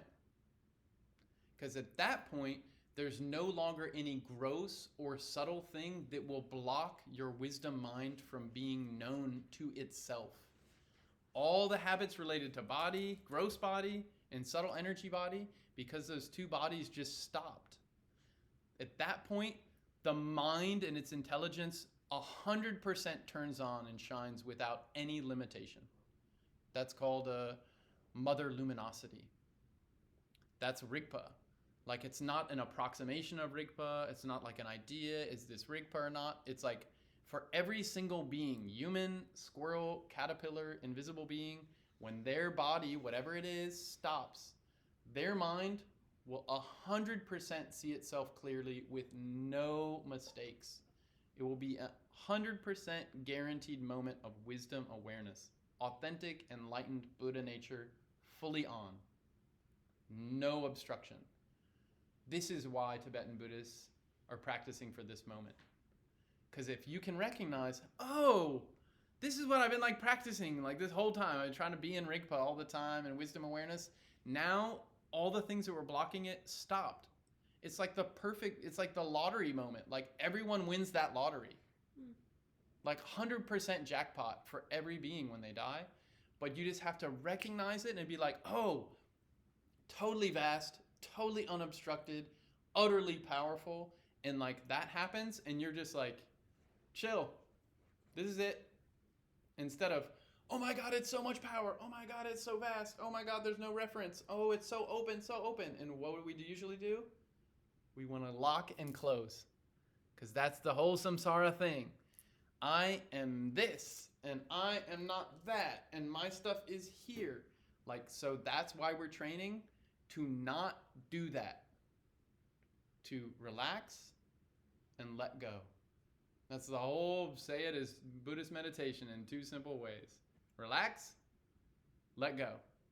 That doesn't mean relax and zone out. It means relax, let go, and because it's going to keep moving. Awareness moves, sounds move, thoughts move. It all keeps moving. But relax, stay awake, stay fresh, stay with it, and let go. Now it's loud, now it's soft, now it's outside, now it's inside. Just let go, let go, let go. We're all training for when our Rigpa, our wisdom awareness, is unsheathed. There's no mistake covering.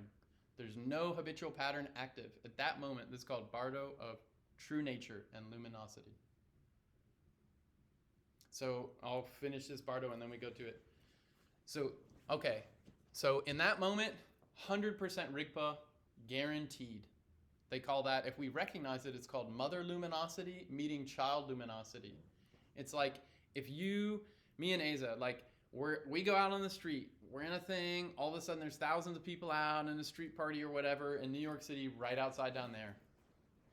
Like, all right, I go out, Asa's coming from the block, thousands of people, I'm like, Asa, what's up? That's the kind of familiarity we're trying to get with this. Like a little kid and the mom, you know? Little kids lost in a market, in a mall, wherever the little kids get lost nowadays. I don't know, in their digital universe or who knows, whatever. Little kids lost. Oh, mama, where? Mom! Boom. It's an instant recognition. The kid knows who the mom is. That's called meeting of child and mother luminosities. The actual Rigpa and our version of Rigpa, what we've been practicing while we've been alive, they meet. Oh, this is it. And so that's the whole thing in Buddhism. In the whole Buddhist path, we're trying to recognize awareness, Rigpa, naturalness, open mind, original mind, when we're awake, when we're tired and awake, when we're angry and awake, when we're sleeping, when we're dreaming, when we're having sex, when we're like sick. Like the whole thing is to try to recognize this continuous thread of wakeful awareness. Because it's always in every single experience we have. And so at this point, nothing's blocking it. And we're like, oh, this is it. And at that point, they say because the mind is no longer in an embodied thing, the benefit is it no longer has the limits of a bodied thing. Meaning it doesn't get hungry. It doesn't need calcium or whatever. It's like that mind, its nature is 100% genius, and putting it in a body is like taking the sun and putting it in a box. Like, it's so bright. And so basically that brightness, the power, the unobstructedness of our nature is so vast, so profound, so dynamic that unless we get familiar with that as we're alive, it'll be shocking to us when it happens. And we'll basically push it away. We'll want to shut down. We'll basically turn our awareness off. Like, nope, not going to be with that. It's like we do. A traumatic thing's happening. What do? We shut down and numb out. Like we drugs, with turning put the channel on, watch a thing, take a walk, whatever. We like avoid it, because it's too much. In this case, if we do that, that opportunity ends. That's called the Bardo of Dharmakaya. Like you have this true nature Bardo is subdivided into 3. Totally open, vast emptiness. That's the ultimate. The natural pure expression of the ultimate is called pure wisdom display. That's Sambhogakaya. And then the more tangible, solid version of that is called Nirmanakaya. This is all the true nature of luminosity. Pure. No habit on, no karma, no distortion. It's all just Buddha nature doing Buddha nature things. Openness Buddha nature, super radiant display Buddha nature, and even more tangible Buddha nature. Okay? No habits. There's no culture, no conditioning, no language, no patriarchy, no anything that has, like, there's no habits on now. It's just Buddha nature, unfiltered. Okay?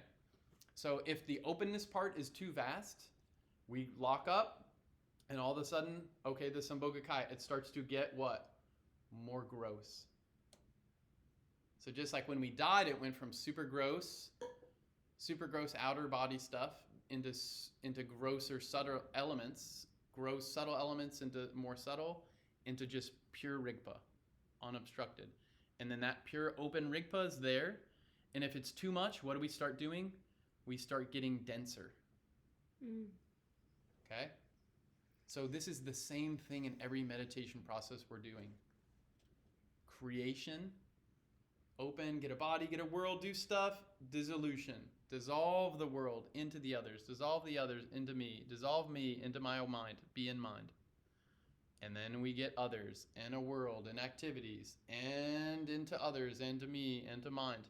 That's the whole thing of Vajrayana practice is what we're doing every time. Creation and completion stages. We're mimicking this same natural cycle in a practice.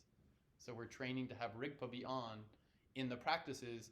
So when we're in it, in a body, in our mind, this is like just like our practice. We've just been doing this thing for however long we did it, if we're doing it well. Yeah.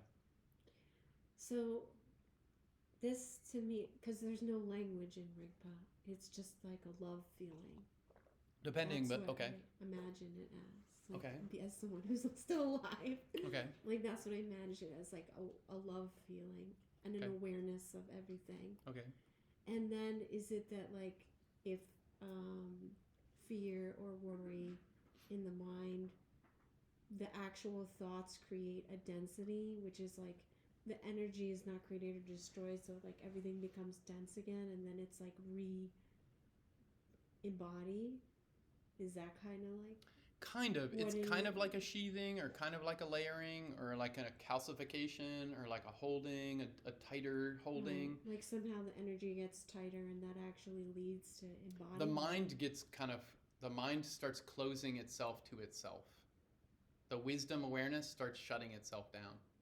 So like a thing that happens, so with Rigpa, with like wisdom awareness, it actually includes every story, every display. It's not no displays.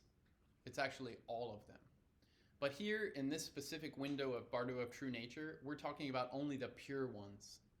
No karmic habits. But this is specifically taught about in the Tantra as pure lands. Deity. Or what? Pure land. Deity, mantra, dharmakaya. The 3 kayas. Dharmakaya, Sambhogakaya, Nirmanakaya. These are super big topics. So it's going first from the most imperceptible, subtlest, that's called formless, into semi-form, into form. So pure formless, pure semi-form, pure form. This is all in Rigpa, and it has tons of patterns. It's just the openness part is like totally referenceless, like free flow, but there's all kinds of patterns. You're just not locked into any of them. Right, like just an awareness. It's Like a awareness loving that's aware awareness. of every single pattern. Right. That's the thing. It's just not in one channel or 8 channels or a whole galaxy of them. It's in all of them. That's called omniscience. It's literally in every single position simultaneously, and there's infinite positions. It's all of space and everything included in space. That's the more formless side. So real quick, and then I'll get to your thing, Asa. So, and I'm trying to do this fast. So from total openness, formlessness, it starts, it's too open, it's too referenced, it's too vast. We kind of close down, and what happens is the pure arising quality of Rigpa starts to shine. They say it starts to shine as first. What's the next thing from open formlessness? The next thing is sound, semi-form. Mm-hmm. And then sound denses into shape. And then shape gets denser into body, and then body gets denser into body with things. And then this is exactly what we do in meditation practice. We go from we did it today when I was like kind of guiding the meditation. Open, vast. Okay, now pervade it with compassion. Okay, now take a shape as Guru Rinpoche. These are called the 3 samadhis in the Mahayoga style. You train in pure formlessness, and then you have a pure formlessness pervaded by compassion. That's called true nature samadhi, the first one. And then you train in the true nature samadhi plus the all arising compassion samadhi. That's called Sambhogakaya. Then you train in it taking shape, called the seed syllable samadhi or the causal samadhi. All of a sudden you're getting into shapes in bodies interacting, but it's all pure. So which is just to say there's practices to do this in your life, in the life Bardo, and then there's when it's actually happening. Those practices get super relevant because you're like, I've already done infinite compassion expansion. I've already done formless open, anything can be okay, and I'm okay. Like, so in this true nature samadhi or true nature Bardo, it goes super vast, totally open, and then if that's too much, we gel and it's sounds. And they say the sounds are like thousands thunderclaps simultaneously. This is our nature displaying itself. It's not like only like this G major, you know? It's like every single sonic boom is what our nature does when we don't hold it in any way. And if that's too much, it becomes these beams of light. It's going from open mind to sound to light. Beams of light. They say it's like these totally piercing light beams. And if that's too much and we're like, because we have a sense of like, I'm me and not that. Right? We're locking into me. Oh, too much sound. Oh, shape. We're pulling back from our own awareness. This is called we're just like, it's too much. It's not a habit, but it's just, we're not used to it. So we kind of have this feel like it's like pummeled by it kind of. It's literally our own awareness can't handle its own fullness.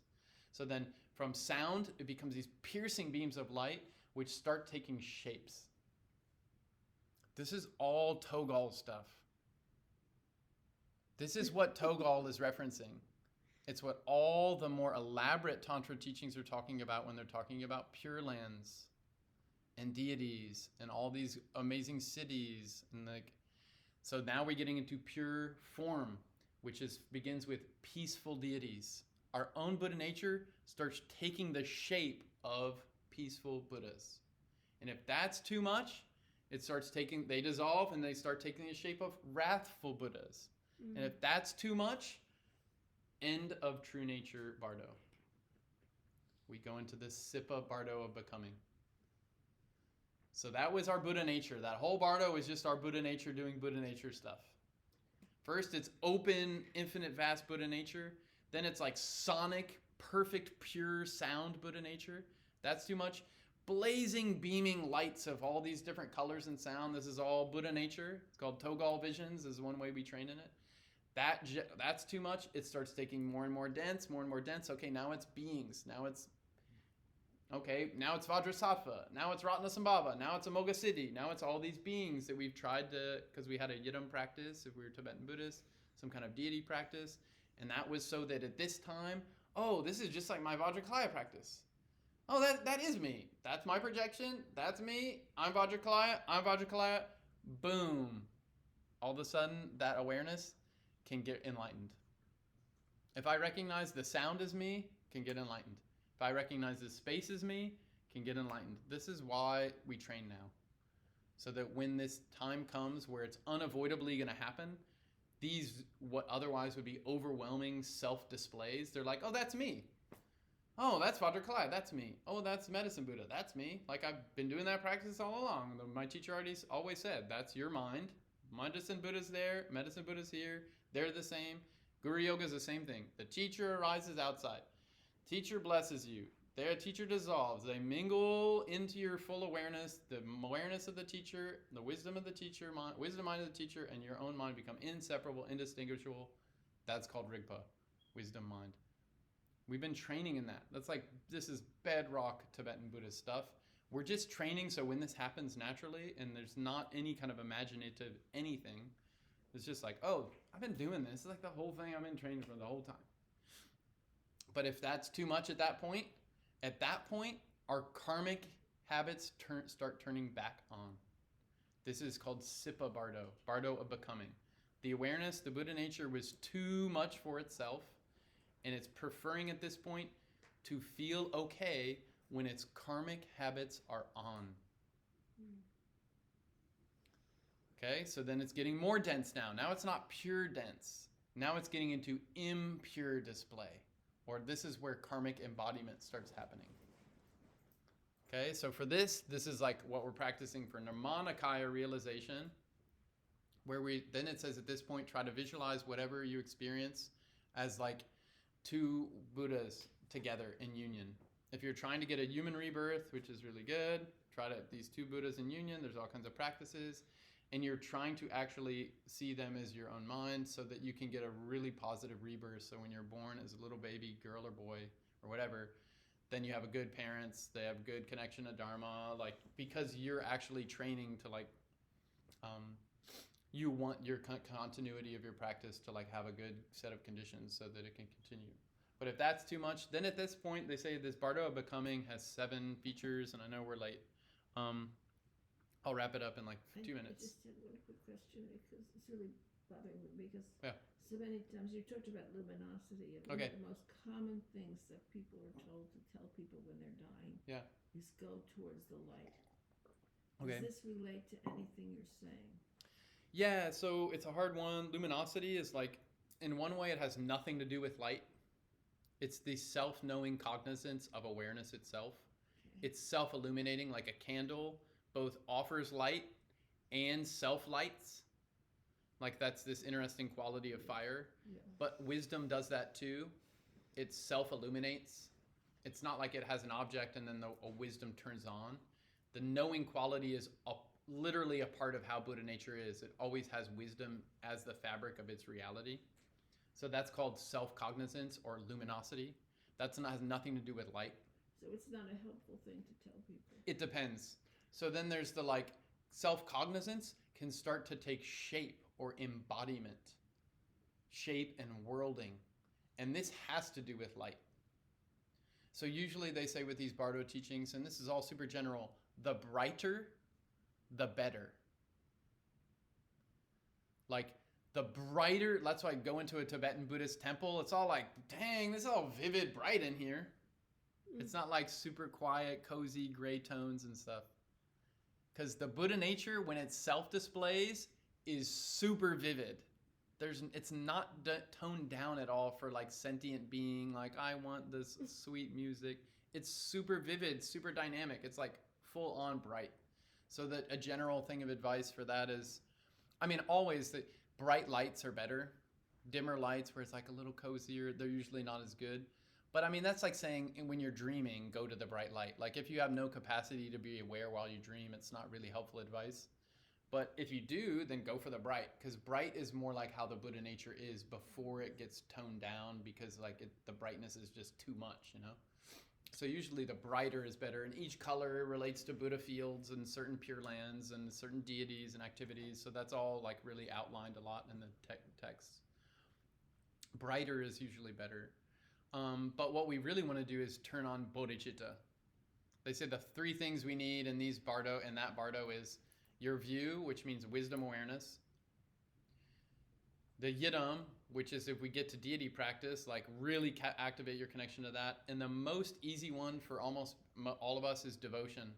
Devotion to whoever your personal teacher was.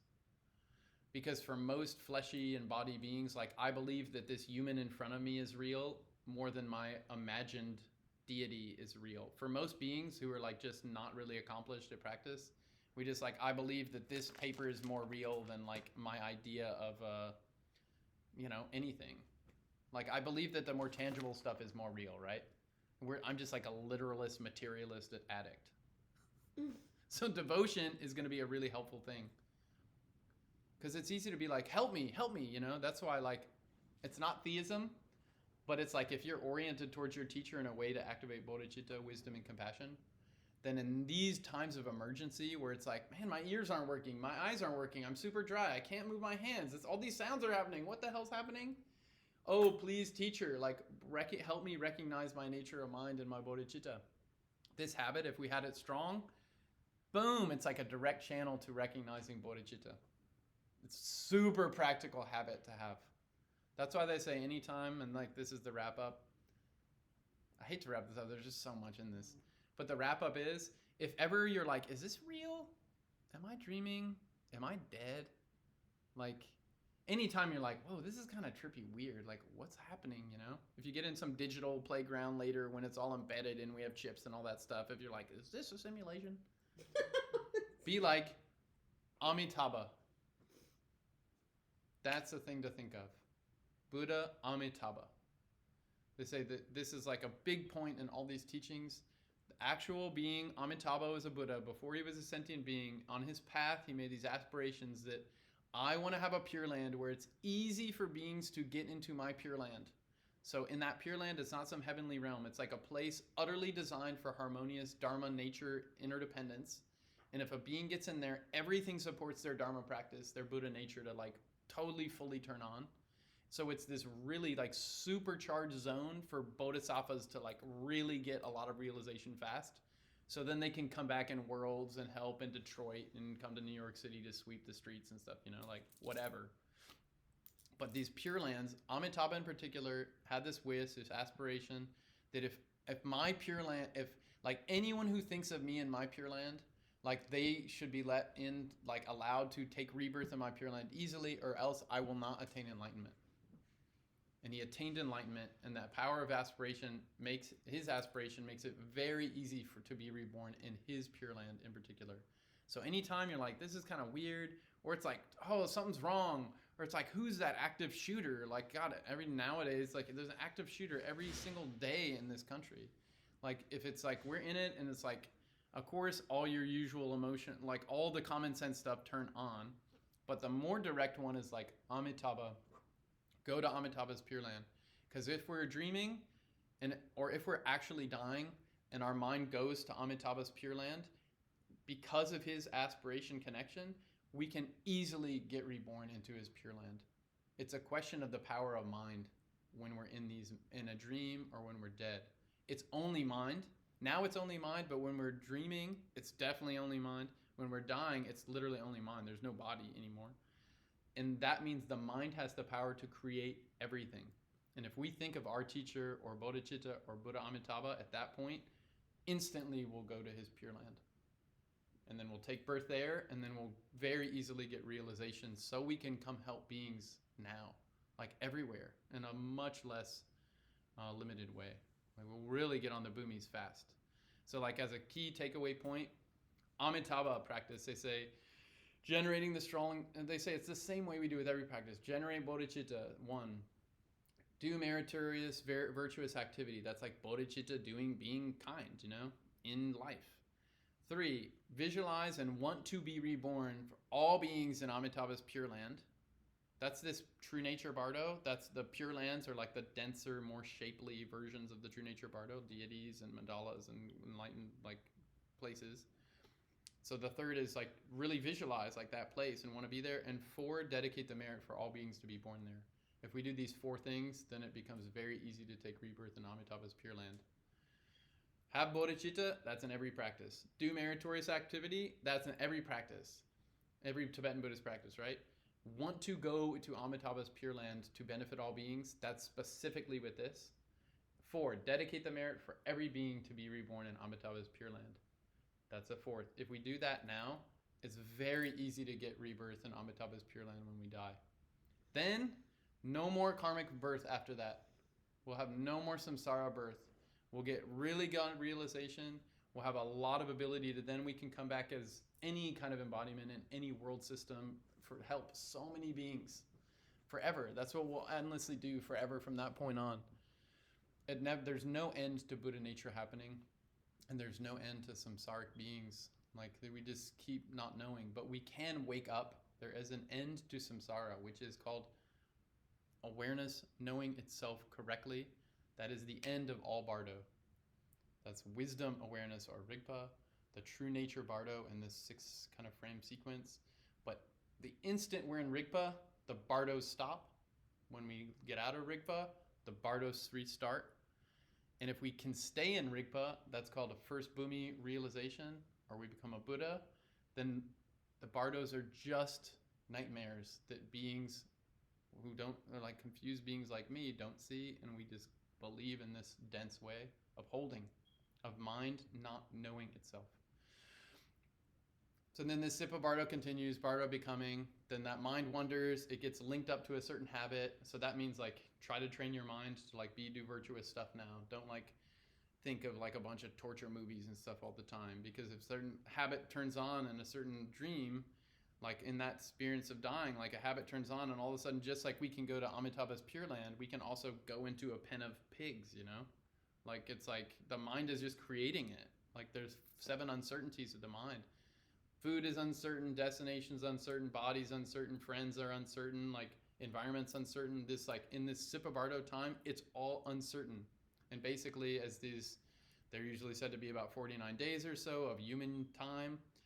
Halfway through, it gets so uncertain of like place and time. Like have you ever been in a place and you're hungry and now you're like hangry, and like now you're like, people are like, you don't know who these people are and you don't know where you're going, and like it's like a homeless person, like where you're like just, then there's like adversarial people around you and stuff. It gets tense and you just want to like get in a safe spot and like just be done with it. Like I'm just gonna like just want to be okay now. That gets stronger during the Sipa Bardo with each time as the days progress, and we get more and more tight, and we're just like, I just want to be somewhere secure. And that's when the mind gets really antsy, and it's just like, I want to be somewhere secure, and it could be a mosquito body. That's why it's like, bring your past virtue to mind, connect to Dharma, connect to your teacher, see everything as deities, and then when it gets really tight and antsy, we'll go to a Dharma next embodiment instead of a mosquito or some random planet or something, you know? And so then we intentionally are trying, okay, I didn't see the 3 kayas, I'm getting to have a body, and I want a certain good body so that when I'm born and have another life cycle, another life Bardo, then it can be easier to do Dharma again then. And so that we intentionally try to reconnect to that, and then we get in a body. Again, this is just mind holding itself, so the mind holds itself in a body. All of a sudden, we link up with certain beings, like certain humans, like having sex, or certain animals, or certain pure realm, or like some other realms. And then we kind of lock in, and then we're like, our mind over-identifies with that specific physical like the setup of whatever the physical and container or body is for that mind. And then it like is a victim or influenced by that embodiment until the duration of that body stops and it dies. Then we repeat the thing. This is the 6 Bardos. So it's a big topic. Thanks for like opening into the obstacle course vision of this. There's so much to say. Each of these Bardos has all these techniques and practices. The main practice for all of them is turn on bodhicitta. That's the main topic of every single Tibetan Buddhist Vajrayana everything. Turn on love, compassion, and wisdom.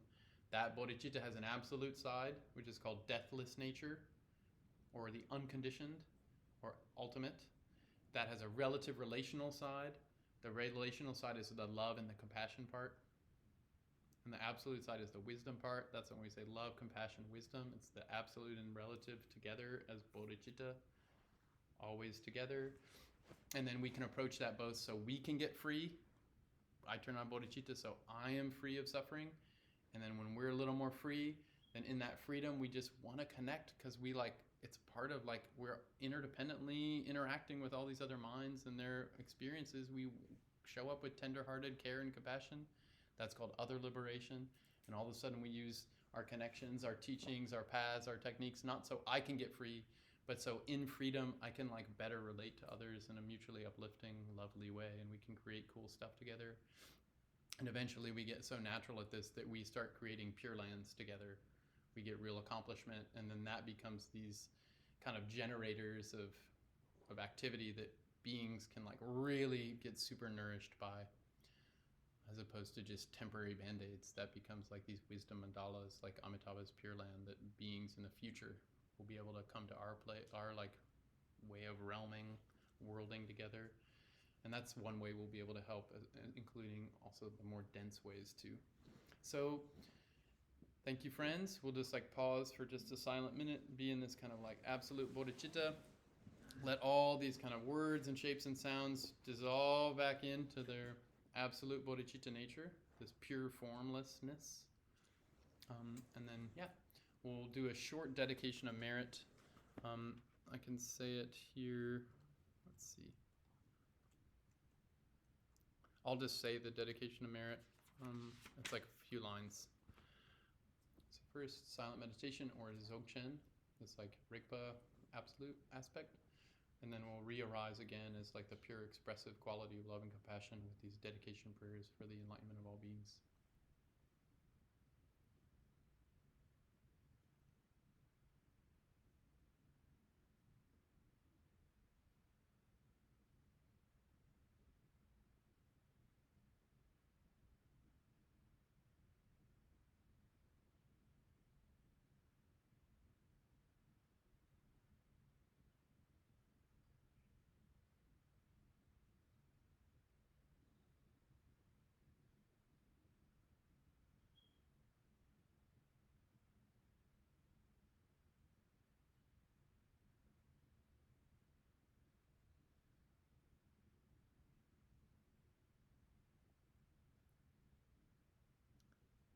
Gari rawe kowe zingam su pendan de wam halu juwe ne chere ze wan tenzin jatso hi jabe gaje badu denjo ji. That's the only style Lama's prayer. Om swasti bidzayan tu juzum zazum jidu pema junine sodeb duje dujinji. Khenchen Palden Sherab tupeku kuze dajin zezan dajin sho. It's Khenchen Palden Sherab Rinpoche's long life prayer. Om swasti sewang rigzin peme jin labji doni drupe lasan orena. Shedrum kolo sumji pajuate sanchen antam shole nam chan sho. That's Venerable Khenpo Tsewang Dongyal Rinpoche's long life prayer. And then a few in English. By this merit, may all obtain omniscience. May it defeat the enemy wrongdoing. From the stormy waves of birth, old age, sickness, and death. From the ocean of samsara, may I free all beings. The precious bodhicitta, and those without it, may it be generated. And those who have it, may it never diminish, but always continue increasing. May the great tradition of Khenpo Tsewang Lopan Padmasambhava, and Dharma King Tritsen Detsen increase and spread throughout the three-realm world. May the appearance of the three jewels and the mind streams of beings remain inseparable and bring sublime well-being throughout the three times. Deity, mantra, and dharmakaya are the nature of appearance, sound, and awareness, the pervasive kaya and wisdom display of the Buddhas. May practitioners of the profound and secret great perfection remain inseparable from the innermost, one-taste awareness of wisdom mind.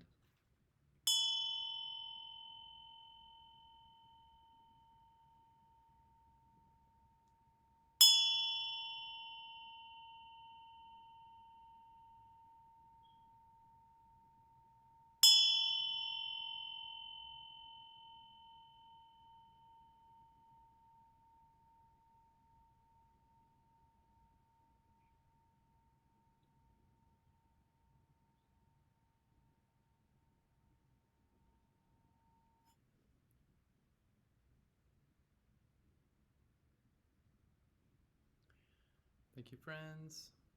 Thank you so much. Thanks for your patience also with kind of like navigating some of the richness of these teachings.